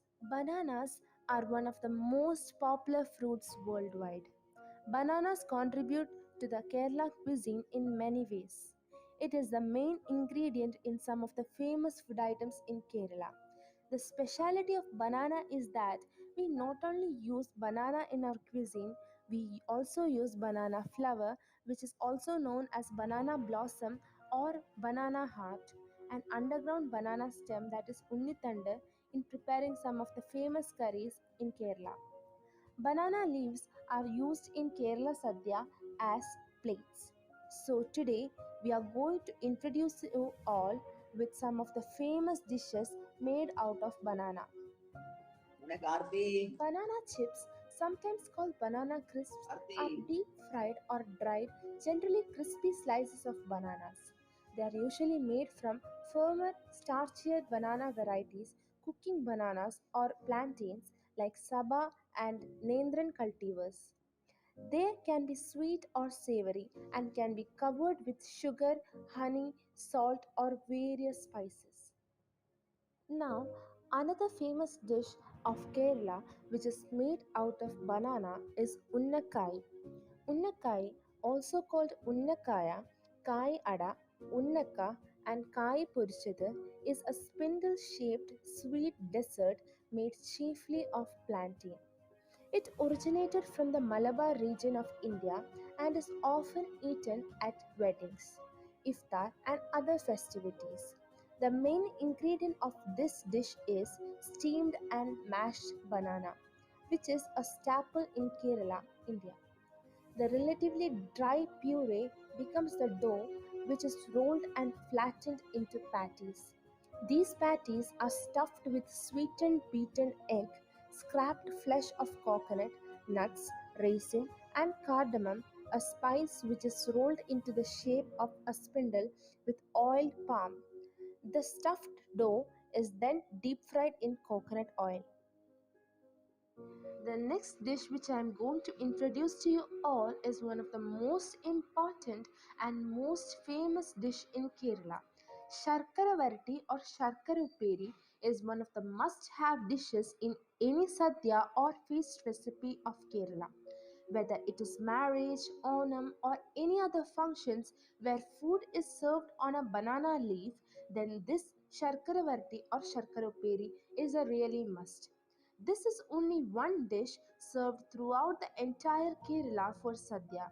Only a few pieces are served on the extreme left tip of banana leaf along with a small banana and papada. The sweet counterpart of the classic banana chips. It's called Sharkaravarti. It basically refers to banana chips coated with jaggery syrup and looks like shakkarpare. Sharkaravarti is easy to make and is considered an ideal snack to satiate your midnight sugar cravings. Vazhakappam or Payamburi, also known as Ethakappam, is a fritter food with ripened banana or plantain and maida flour. A popular food item in South Indian cuisines, especially in Kerala, it is generally eaten as a breakfast or a snack. It is called as Balakai Baji in Kannada, Varakai Baji in Tamil, and Artikaya Baji in Telugu. Parampuri is principally made from bananas or plantain. Plantains are slit lengthwise after peeling and is dipped into a batter made from all-purpose flour, salt, turmeric powder, and sugar. This is then deep fried in oil until golden brown. In the other South Indian states of Karnataka and Tamil Nadu, it is, however, prepared using besan flour. Parampuri is served usually along with tea or chai as a snack in the evening. In some restaurants, parampuri is served along with beef. The next is parampuriyadu or boiled plantain, a Kerala traditional dish served during Onam and Vishu Sadhya as a side. This can be also eaten during evening snack or morning breakfast as it has many nutritional qualities which are essential to human body. Even this is served to a 6 months baby as a daily diet. This dish can become a side dish for rice putter and vegetable upma. We are going to present you with a traditional dish of Kerala called Unniyappam. Unniyappam, also called Karolappam, is a small round snack made from rice, jaggery, banana, roasted coconut pieces, ghee, and cardamom powder fried in oil. Variations of this organic and spongy fried batter using jackfruit preserves instead of banana is common from the late 2000s. It is a very popular snack in Kerala. In Malayalam, unni means small and appam means rice cake. It is a very familiar in taste, though not ingredients, to malpua, which is a North Indian dish. The ingredients that are necessary in the making of unniyappam are 350 grams of jaggery, 3 cups of raw rice, half cup of water, 4 to 5 bananas, half cup of wheat flour, 1 teaspoon of cardamom powder, 1 by 4 teaspoon of salt, ghee, and 1 by 4 cup of sliced coconut, and at last coconut oil. So today we are taking 350 grams of jaggery for 3 cup of rice. Add jaggery to half cup of boiling water. Gradually, jaggery will melt. Keep the melted jaggery aside to cool down. Filter the melted jaggery using a sweeper. Soak the rice for 3 hours. Add soaked rice and melted jaggery into a mixer jar and grind well. Pour this batter into a bowl. To make this batter softer, take 5 to 6 Palayam banana, that are small bananas, or else we can use Robusta bananas. Add half cup of wheat flour into the batter little by little and stir continuously until it mixes well. The batter should have this consistency. Add 1 teaspoon of cardamom powder and a pinch of salt into the batter and mix it well. Keep the batter aside to rest for 1 to 2 hours. In this time, take a pan and add 3 tablespoons of ghee and 1 by 4 cup of thin sliced coconut into the ghee. Let it get roasted until it becomes light brown in color. Keep it aside to cool down. Add this roasted slice along with the ghee into the batter and mix well.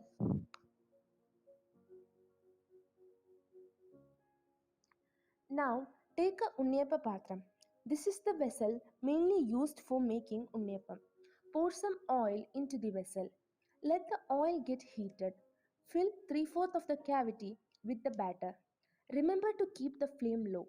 Once one side of the unniyappam gets cooked well, turn it upside down with a skewer. Let the other side also get cooked well. Cook well until it becomes a golden brown in color. Once all sides are cooked well, take it out of the cavity and keep it in a plate. Now, the delicious God's own country, Kerala's cuisine is no short of divine. Flavorful, experimental, and enticing. There is no way you can step out of the sadhya without licking your fingers. And one of the most intriguing facets of the cuisine of Kerala is its versatile use of bananas. Param Pradaman, that is banana kheer, Param Varatiyadu, banana jam, Keipola, banana cake, Param Nirachadu, stuffed banana, banana peel thoran are some of the other dishes made out of banana. So, with this concluding note, we, the 23 Kerala Battalion and 3 Kerala Air Squadron, conclude our presentation. Thank you all.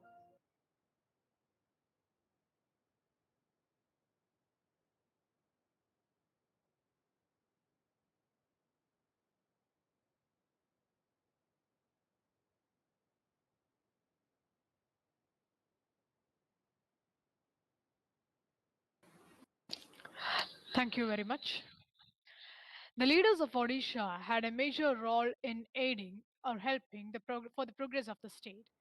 as well as for the progress of our motherland. So let's learn more about the great epitomes of Odisha through a beautiful PPT by Deepika Das.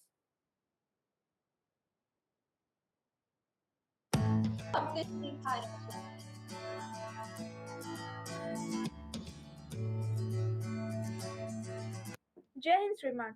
I am Cadet Deepika Das from 7 Odisha BNNCC Bhadrak Battalion. I want to represent about the leaders of Odisha, mainly on famous political leaders in Odisha after independence. The state of Odisha has been serving one of the most famous and categorized political leaders in the state. With no compromise attitude for the state affairs, these prominent leaders have set an example in their respective work nationally and internationally. First of all, I want to tell about one of the greatest hero of Odisha, who is the first chief minister of Odisha in independent India, Hare Krishna Mahatap. Hare Krishna Mahatap, born on 21 November 1899 in Odisha.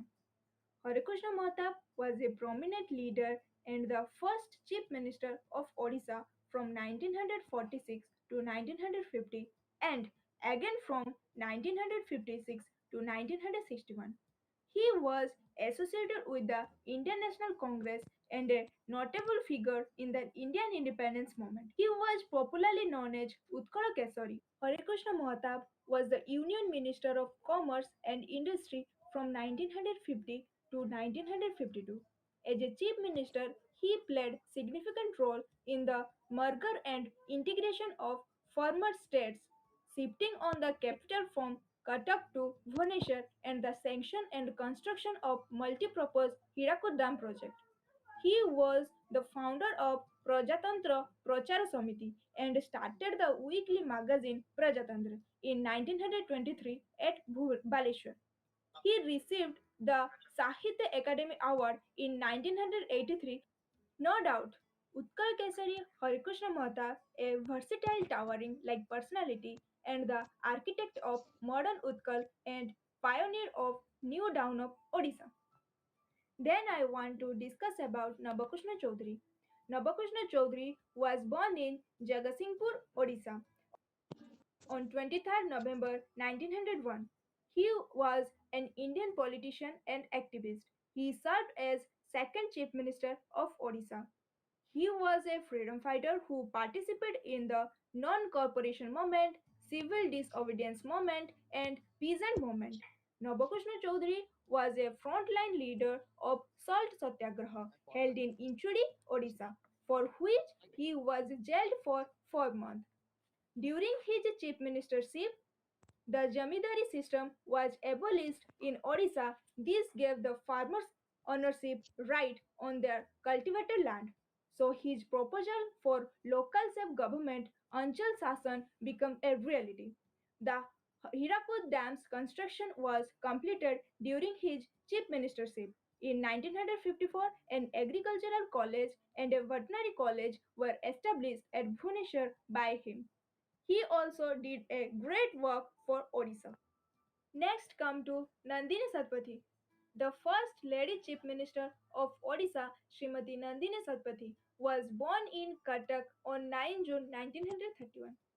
As a chief minister, she served in the post from 1972 June to 1976 December. She was a great politician and also a author of many poems, short stories, and editor of Odia Monthly Kolana. She was also conferred with Sahitya Bharati Sanman for the Odia translation of famous novel Laja. The founder cum secretary of Odisha Women Relief Committee, Srimati Nandini Satpathy, was elected to Rajya Sabha from Congress Party twice. She had an active role in Communist Party Students' Wing's protest. She is the inspiration and an ideal model for women of Odisha. Next, Biju Patnaik. Bijayananda Patnaik, also known as Biju Patnaik, was born on 5th March 1960 in Cuttack, Odisha. He was an Indian politician, aviator, and businessman. As a politician, he served twice as a chief minister of Odisha. At the start of the Second World War, he joined the Royal Indian Air Force and eventually became the head of the airport command. While in service, he developed an interest in nationalistic politics and used air and an of Indonesia by the battle with Dutch. To honor Biju Patnaik, the government of Odisha had named several institutes after his name, such as Biju Patnaik Airport at Bhubaneswar, Biju Patnaik University of Technology, Biju Patnaik Station at Anugul, and his birthday 5 March observed as Panchayati Raj Divas, a holiday in Odisha in his memory. Next come to Nabin Patnaik. I believe in work, not in words. It is the statement of Sriman Nabin Patnaik. Nabin Patnaik is born in Cuttack, Odisha on 16 October 1946. He is an Indian politician serving as the current and 14th Chief Minister of Odisha. He is also the president of the Biju Janata Dal. Shriman Nabin Patnaik is one of the longest serving chief minister of any Indian state, holding the post for over 2 decades. The United Nations in 2013 felicitated Nobin for handling of cyclone Philin, which hit Odisha in October 2013. Nabin Patnaik's flagship and popular schemes have become a pathfinder in the country. Some major schemes of Nabin Patnaik are 1 rupee 1 kg rice, which brought smiles to 60 lakhs families. Ahar Yojana on 1st April 2015 aimed at the floating population which normally comes to towns.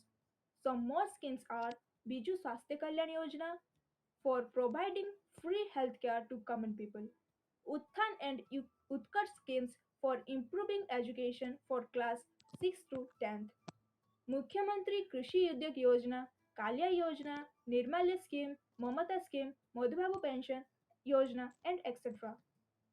Odisha has shown the way for the rest of the country to emulate it by investing money and other resources in the national sports of hockey. Under the government of Nabin Patnaik, Odisha is the sponsor of India hockey for the next 5 years. He played an important role for development of Odisha. Next come to Draupadi Murmu. Draupadi Murmu, born in 20 June 1958 in Boidapasi village of Morbans district in Odisha. She is the first woman and tribal leader from Odisha to be appointed as a governor in an Indian state. Draupadi Murmu is the first woman governor of Jharkhand to complete the 5-year term and represented at Odisha Legislative Assembly as an MLA from Rairanpur. She played an active role in an upliftment of tribal community in Odisha.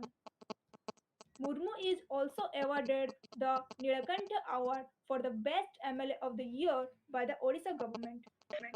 Next come to Dharmendra Pradhan. Dharmendra Pradhan is also one of the greatest leader in Odisha. He born in 26 June 1969 in Talcher, Odisha.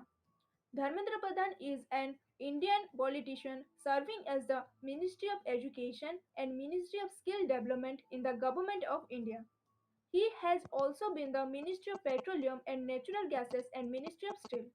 Sri Pradhan was promoted as a cabinet ministry on 3rd September 2017. He currently represents Madhya Pradesh in the Rajya Sabha as the member of parliament. Earlier, he was a member of 14th Lok Sabha.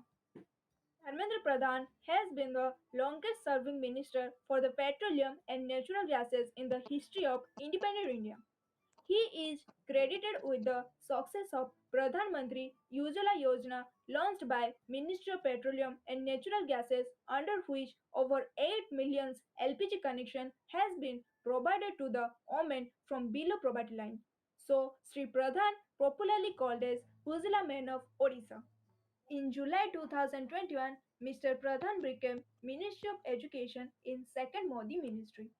His efforts and works is not only for our state but also for our country incredible and helpful. So Odisha has made a quantum jump towards the development for these great, marvelous political leaders and make us cheer and proud. Thank you. Jai Hind, Jai Jagan.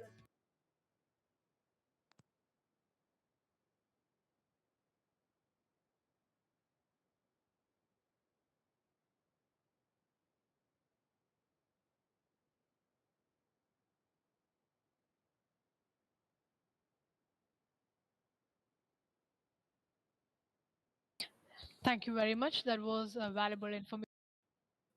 The state of Kerala has always held a vital role in the terrain of Indian politics. The leaders have worked tirelessly to ensure the well being of all its citizens. Let's learn more about our charismatic leaders through a presentation by Cadet Sanjana Ramesh and Gogul Nath, 31 Kerala Battalion, Kannur, Kozhikode.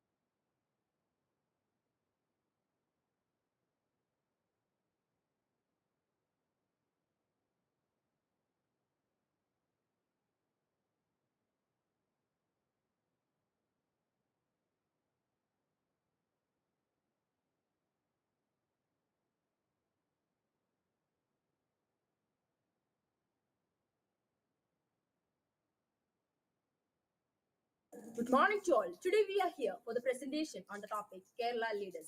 Effort behind this: Cadet Sanjana Ramesh, 31 Kerala Battalion NCC, Calicut Group, Kerala Lakshadweep Directorate; Cadet Gogulnath M, 31 Kerala Battalion NCC, Calicut Group, Kerala Lakshadweep Directorate.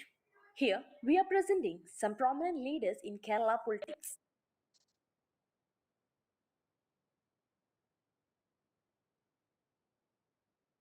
EMS Namboodiripadu.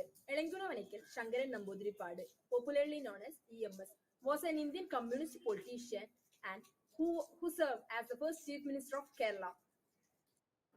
He remained committed to the social ideas, and his compassion towards the working class led him to join the communist movement. A Marxist scholar, he influenced the development of Kerala, of whom he was the first chief minister. First ministry remarks. Dismissed under Article 356 in the aftermath of so-called liberation struggle. Second ministry remarks. Tendered resignation as a result of the internal designation and subsequent loss of majority.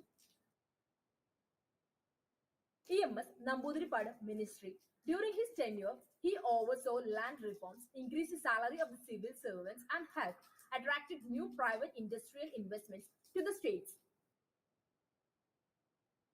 Although he retired from the active political life in 1991, he continued to write prolifically about politics.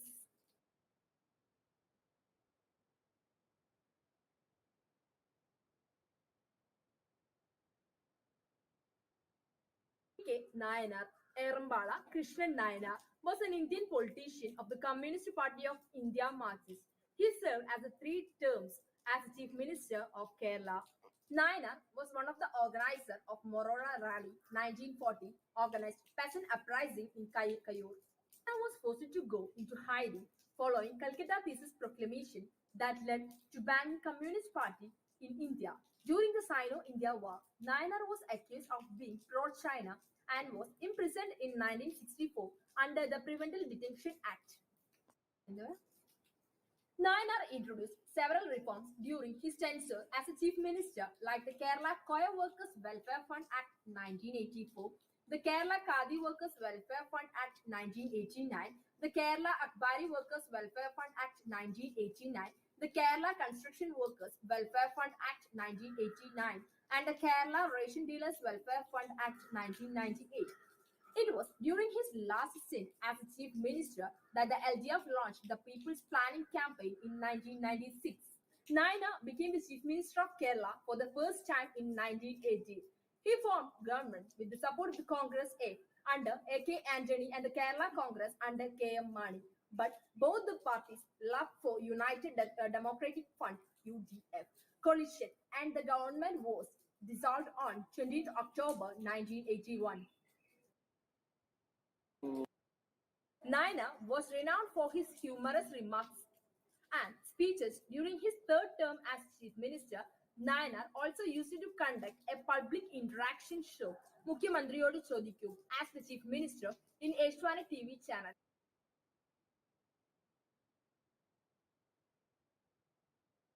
K.R. Gauriamma, Kalathilparambil Raman Gauriamma, was an Indian politician and the first woman minister and the first revenue minister of Kerala. She was a Marxist revolutionary, advocate, author, and diplomat.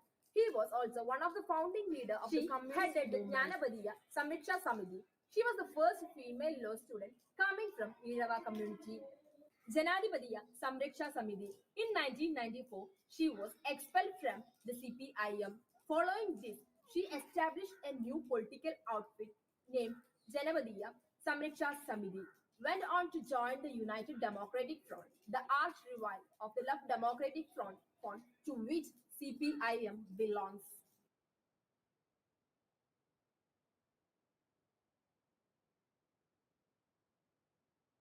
Unyielding attitude did not make the things easier.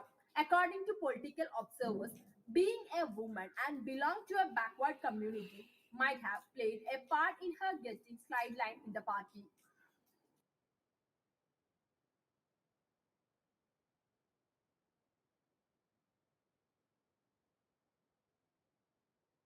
Those familiar with her administrative style never fails to retire that K.R. Gauri was one of the finest ministers that state has ever seen.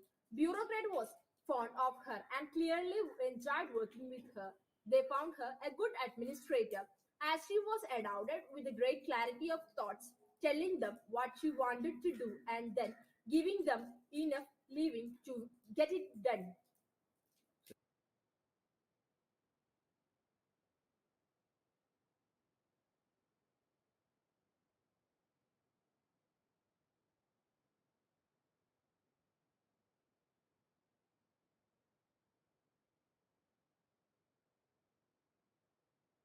K. Karunagaran. Karunagaran was an Indian politician and a member of Indian National Congress. He served as the Chief Minister of Kerala 4 times.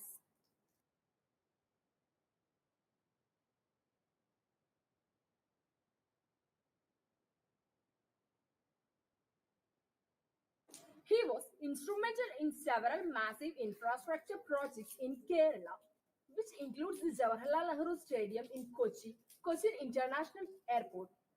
Both of these were sanctioned during the last stint as Chief Minister.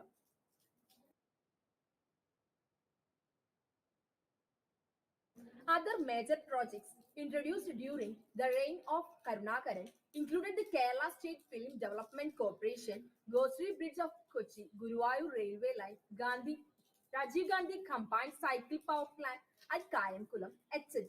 The MG University, Kottayam, was created by Bifracting University of Kerala in the year 1983. A special government department for the welfare of scheduled castes was formed for the first time in the state when K. Karunakaran became the chief minister.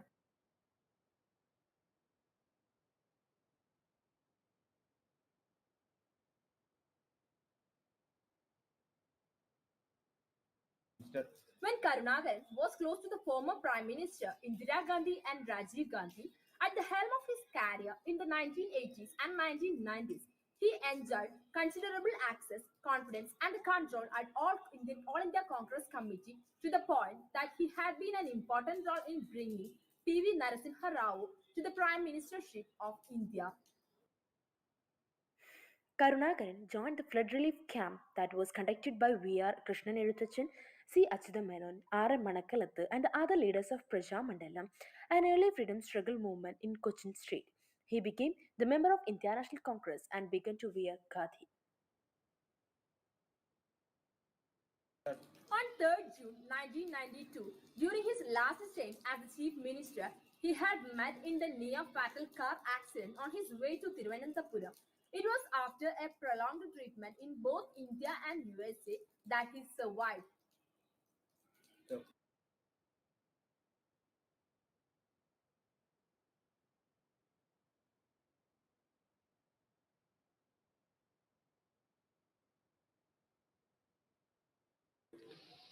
Thank you very much. It's a core part of our cultural integration to learn our neighbor's language. I invite Cadet Aksha from Trivandrum Group for the presentation.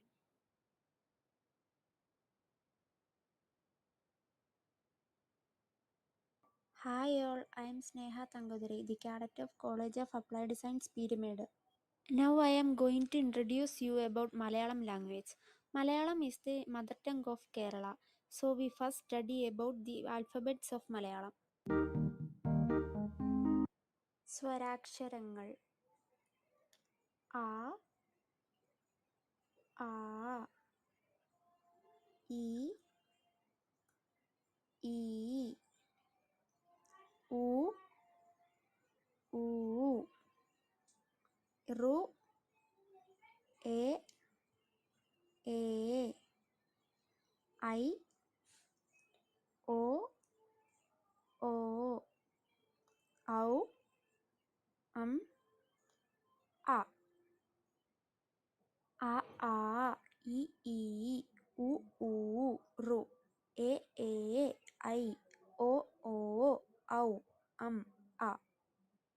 വ്യഞ്ജനാക്ഷരങ്ങൾ ക ഖ ഗ ഘ ങ ച ച ജ ജ ഞ ട ഠ ഡ ഠ ണ ത ഥ ദ ധ ന പ ഫ ബ ഭ മ യ ര ല വ ശ സ ഹ ള ഴ റ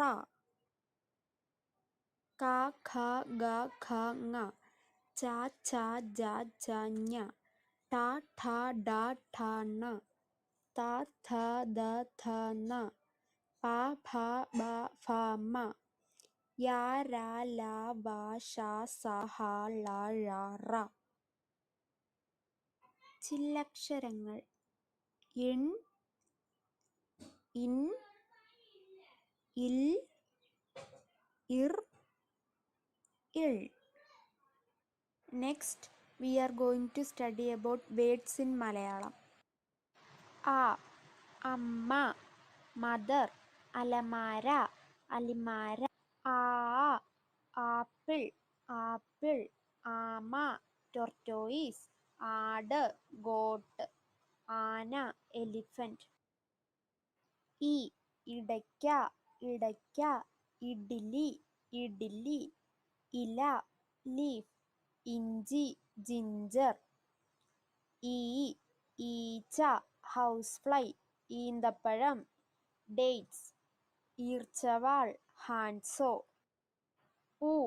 ഉറുമ്പ് ആൻറ്റ് ഉള്ളി ഒനിയൻ ഊണ് ഫുഡ് ഋഷി എലി റാറ്റ് എരുമ യാക്ക് എട്ടുകാലി സ്പൈഡർ ഏണി ലാഡർ 7 ഏത്തപ്പഴം ബനാന ഐസ്ക്രീം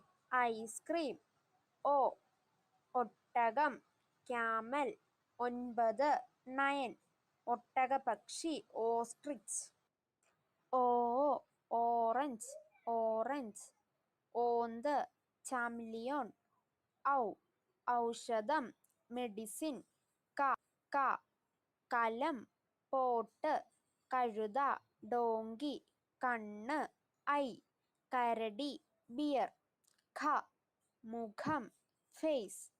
നഖം നെയിൽ. ഗണപതി ഗണപതി. ഘടികാരം ക്ലോക്ക്. മാങ്ങ മാംഗോ. മൂങ്ങ ഓൾ. ചന്ദ്രൻ മൂൺ. ചർക്ക ചർക്ക. ഛായ ഷാഡോ. Jail jail. ജനൽ വിൻഡോ. ജഷം ഫിഷ്. ഞണ്ട് ക്രാബ്. വട വട. വീട് ഹൗസ്. മിഠായി സ്വീറ്റ്. പീഠം സ്റ്റൂൾ. ഗരുഡൻ ഈഗിൾ. ഡക്ക മ്യൂസിക്. വീണ സിത്താർ. തത്ത പാരറ്റ്. താമര lotus.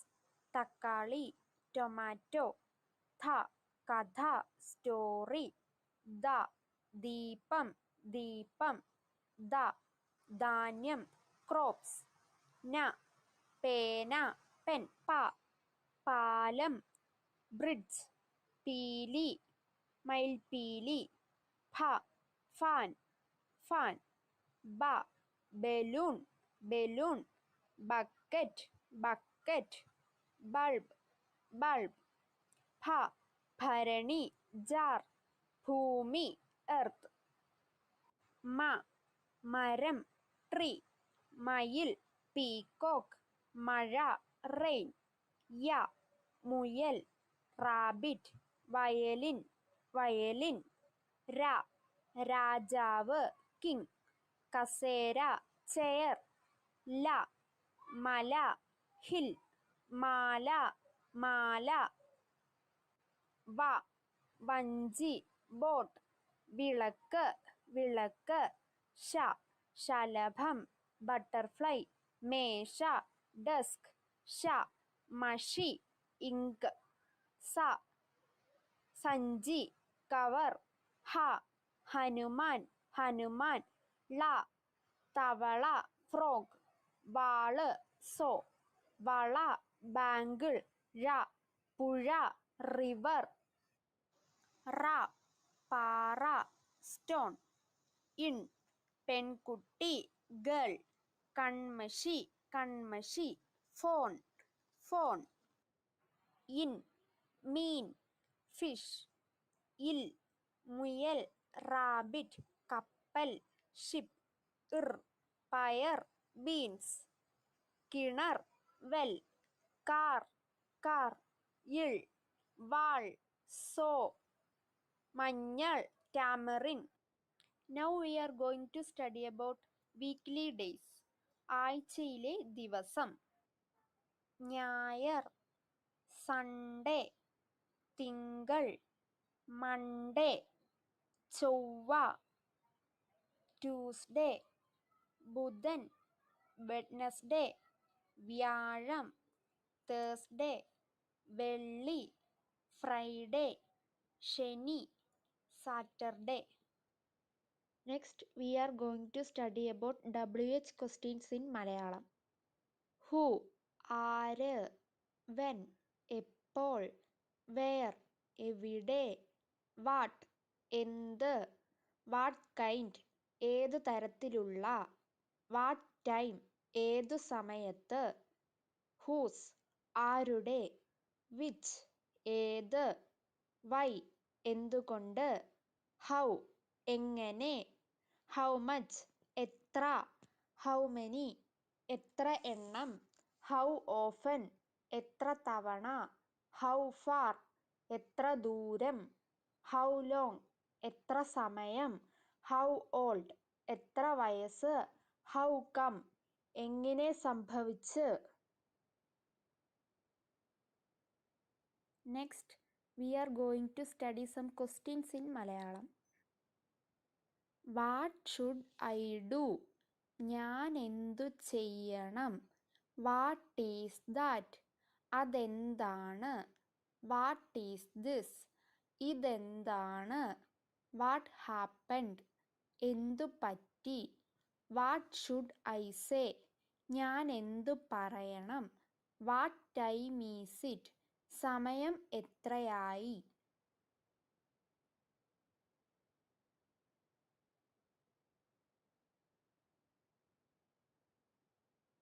Next, we are going to study about digits in Malayalam. 1, 1, 2, 2, 3, 3, 4, 4, 5, 5, 6, 6, 7, 7, 8, 8, 9, 9, 10, 10, 11, 11, 12, 12, 13, 13, 14, 14, 15, 15, 16, 16, 17, 17, 18, 18, 19, 19, 20, 20.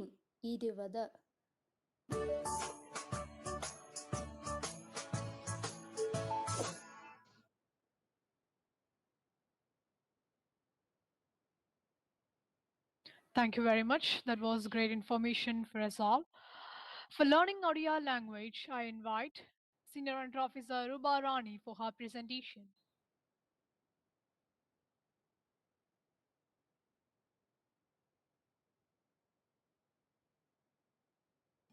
O A O A A A A A Harsoi I O E Harsoi I O E Dirghoi E Dirghoi E Harsou U Harsou U Dirghou O Dirghou O Ru R U Ru R U Dirghoru R O Dirghoru R O A E Oi A I Oi A I O O U O A U O U A U Ko K A Ko K A Ko Kho K H A Kho K H A Kho Go G A Go G A Gho G H A Gho G H A O N Cho C H A Cho C H A Cho C H H A Cho C H H A Bargejo J A Bargejo J A Jho J H A Jho J H A Neo, N-Y-A, Neo, N-Y-A, To, T-A, To, To, T-A, Tho, T-H-A, Tho, T-H-A, Do, D-A, Do, D-A, Dho, D-H-A, Dho, Mudhyano, N-A, Mudhyano, N-A, To, T-A, To, T-A, Tho, T-H-A, Tho, T-H-A, Do, D-A, Do, D-A, Dho, D-H-A, Dho, D-H-A, Danteno, N-A, Danteno, N-A, Po, P-A, Po, P-A, Po, P-H-A, Po, P-H-A, Bo, B-A, Bo, B-A, Bho, B-H-A, Bho, B-H-A, Mo, M-A, Mo, M-A, Antastajo, Y-A, Antastajo, Y-A, Ro, R-A, Ro, R-A, Ro, Ro, L-A, Ro, L-A, Bo, W-A, Bo, W-A, Talbeso, S-H-A, Talbeso, S-H-A, Mudneso, S-H-A, Mudneso, S-H-A, Danteso, S-A, Danteso, S-A, Ho, H-A, Ho, H-A, Kyo, K-S-H-Y-A, Kyo, K-S-H-Y-A,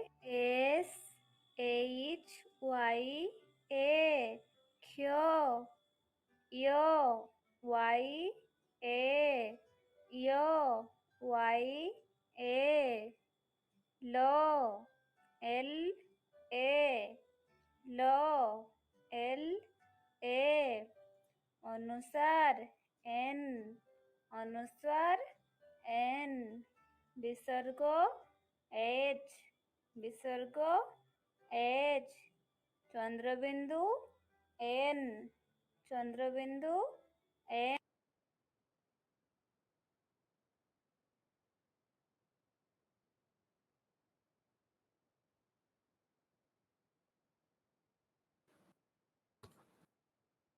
Thank you very much. It was a great pleasure for us to learn Odia language. Now it's time to enjoy a classical dance by Cadet Dil Divya from Trivandrum Group.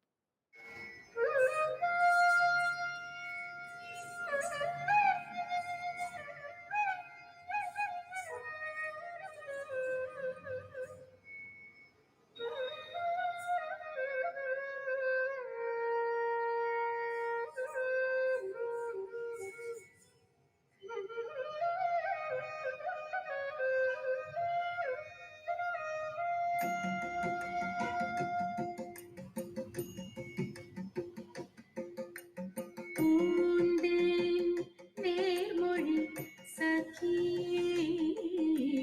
പൂന്തേൻ നേർമൊഴി സഖി പൂന്തേൻ നേർമൊഴി സഖി ഞാൻ വിരഹം പൂണ്ടുവലഞ്ഞിടുന്നേ കാമിനി പൂന്തേൻ നേർമൊഴി സഖി ഞാൻ വിരഹം പൂണ്ടുവലഞ്ഞിടുന്നേ കാമിനി പൂന്തേ നേർമൊഴി സഖി സഖി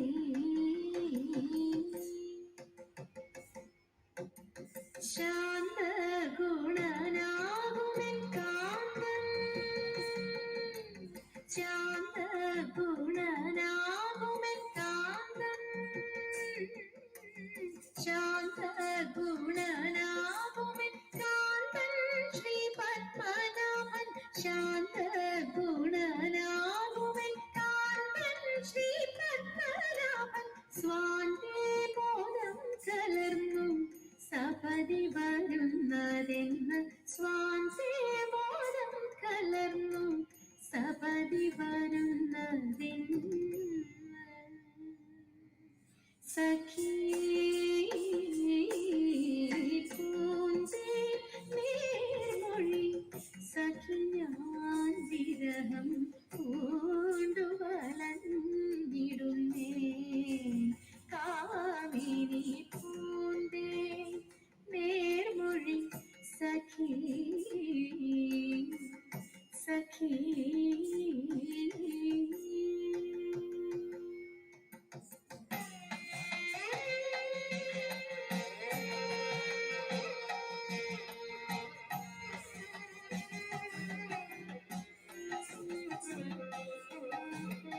ബാലേ ചാരുശീലേ മമ ചാലേ വന്ദിനീഹ ബാലേ ചാരുശീലേ മമ ചാലേ വന്ദിനീഹ ബാലേ ചാരുശീലേ മമ ചാലേ വന്ദിനീഹ ബാലേ ചാരുശീലേ മമ ചാലേ വന്ദിനീഹ രാത്രികാലേ ബോധത്താലിന്നുടെ പാലേ കസ്തൂരി കാലേ പനം ചെയ്യും പാലേ ചാരുശീലേ മമ ചാലേ വന്ദിനീഹ രാത്രികാലേ ബോധത്താലിന്നുടെ പാലേ കസ്തൂരി കാലേ പനം ചെയ്യും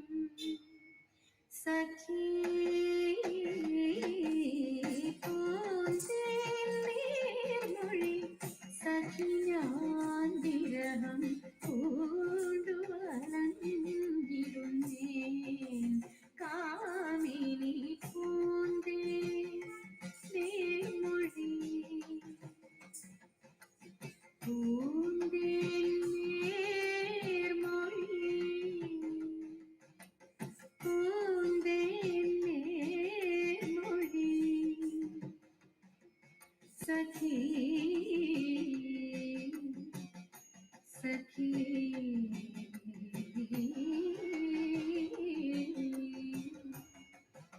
സഖി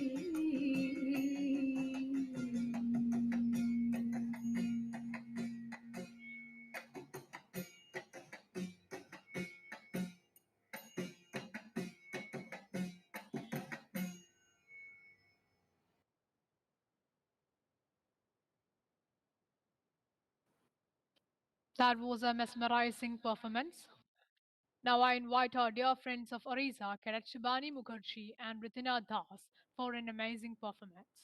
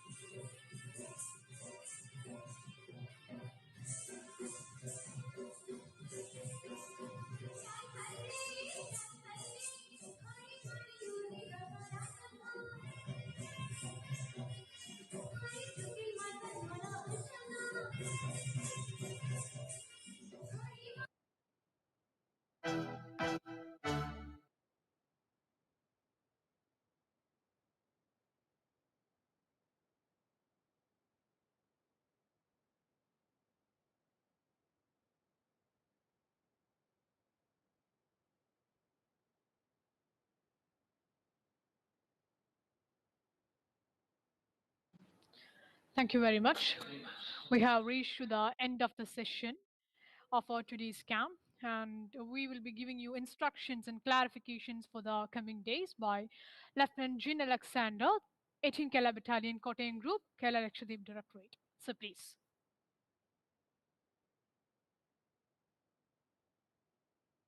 Good afternoon to all. Okay, our day 1 is completed successfully. I want to specially mention all the cadets who have contributed for today's presentation. Some instructions which I have to give is regarding the uniform. We are seeing many cadets are not in uniform. It is strictly to be adhered that tomorrow onwards every cadet should be in uniform. We are in EBSB camp, so you should all be in uniform. Another thing noted is that regarding the attendance, we are taking attendance at every 30 minutes. The cadets who are not up to mark, the certificates will not be issued to them. Now, regarding the tomorrow's event, tomorrow we will be having presentation of history, geography, and economy of Odisha. Then we will have a Malayalam song. After that, a Odisha song. Then presentation on festivals of Odisha, cuisine and habits of Odisha, and cuisine and habits of Kerala. After that, presentation of leaders from Odisha and Kerala. After that, we will be having a Malayalam learning session and an ODI learning session. After that, we will be having a dance from Odia as well as Kerala. And lastly, we will be having a poetry recitation on theme Recycling Towards Green India. The link for joining tomorrow's remains is you should all join by 9:45 tomorrow. Please also note that we are having competitions. Please prepare for that. We have quiz competition, debate competition. All cadets are requested to be prepared for it, and we will have a good interaction tomorrow. So today's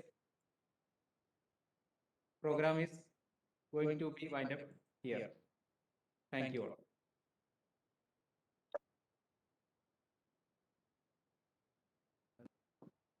Thank you, sir. Thank you, sir. Thank you, sir. Thank you, sir. Thank you, sir. Thank you, sir. Thank you, sir. Jain, sir. Thank you, sir. Thank you, sir. Jain sir. Hands up. Jain, sir. Jain sir. Jain, sir. Thank you, sir. Hands up. Jain, sir. Once again, thank you all. You cadets can leave by now, okay? Jain, ma'am. Jain ma'am. Jain sir. Jain, ma'am. Jain sir. Jain to all. Jain, sir. Jain, sir. Jain sir.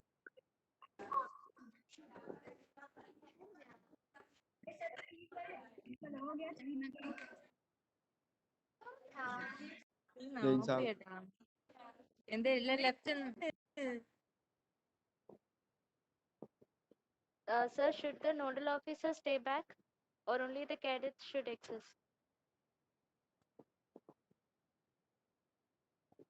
I hope all the presentations for tomorrow have been received. So we have not received all. Just I'll request all the ANOs kindly submit all the presentations which need to be put up for tomorrow. Yes, And sir. also, just a moment, the CO will just speak to you 1 moment. Sure, sir.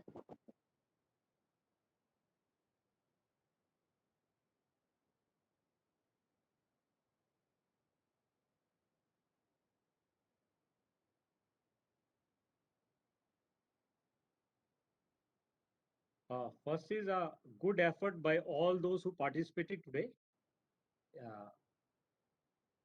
My only this recommendation is ki, see what the classes what we are trying to say for the language classes, please get it revised.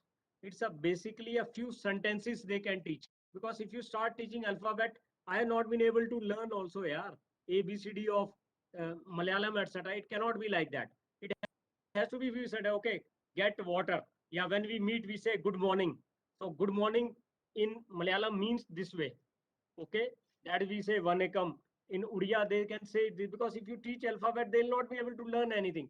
So it is 10, 20 practical sense. So by the end of say the camp, a person should be able to make out about 20 odd sentences, oblique 25, 30, target of 50.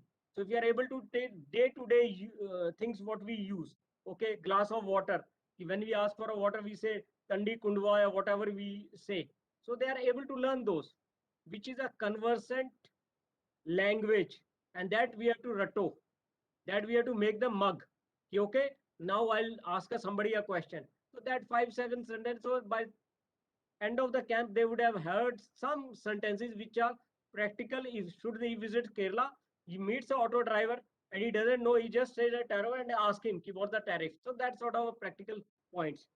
Otherwise, presentations were good, but it needs to be a bit more deliberate. Today's presentation, oblique whatever, please, you must have got the score sheets. Please mark what you felt was correct and send it to Captain Varghese by today, say in next 1 hour or 2 hours, so that tomorrow when the presentation takes place, the scores you don't get confused. Ki, okay, yaar, that was better or this was better. Or there's a sway which comes in here, ki, no, I'll give it to whatever you felt today. Ki, okay, this cadet, his presentation lay was okay, his speaking was okay, and his content was okay. So whatever you felt, please submit it to us today. By today, in next 1.5 hours, you would have already marked, scan it and send it to him. So that's it. And tomorrow we start again at the same timing. We are not generating it's the same link, not tomorrow. Captain, yes. It's the same link, so that your cadets must also know. Same link, sir. Content-wise was okay. My only observation was that language thing. It cannot be alphabets. It doesn't work out that way. Otherwise, you'll not be able to learn. I think Malayalam got 56 alphabets. Yes, sir. So by the end of a camp, you'll not even be able to learn. And as such, both are round. They might not get confused only which are Malayalam, which are Odian. So that's it. Chalo, thanks a lot. Thank you. Jain sir.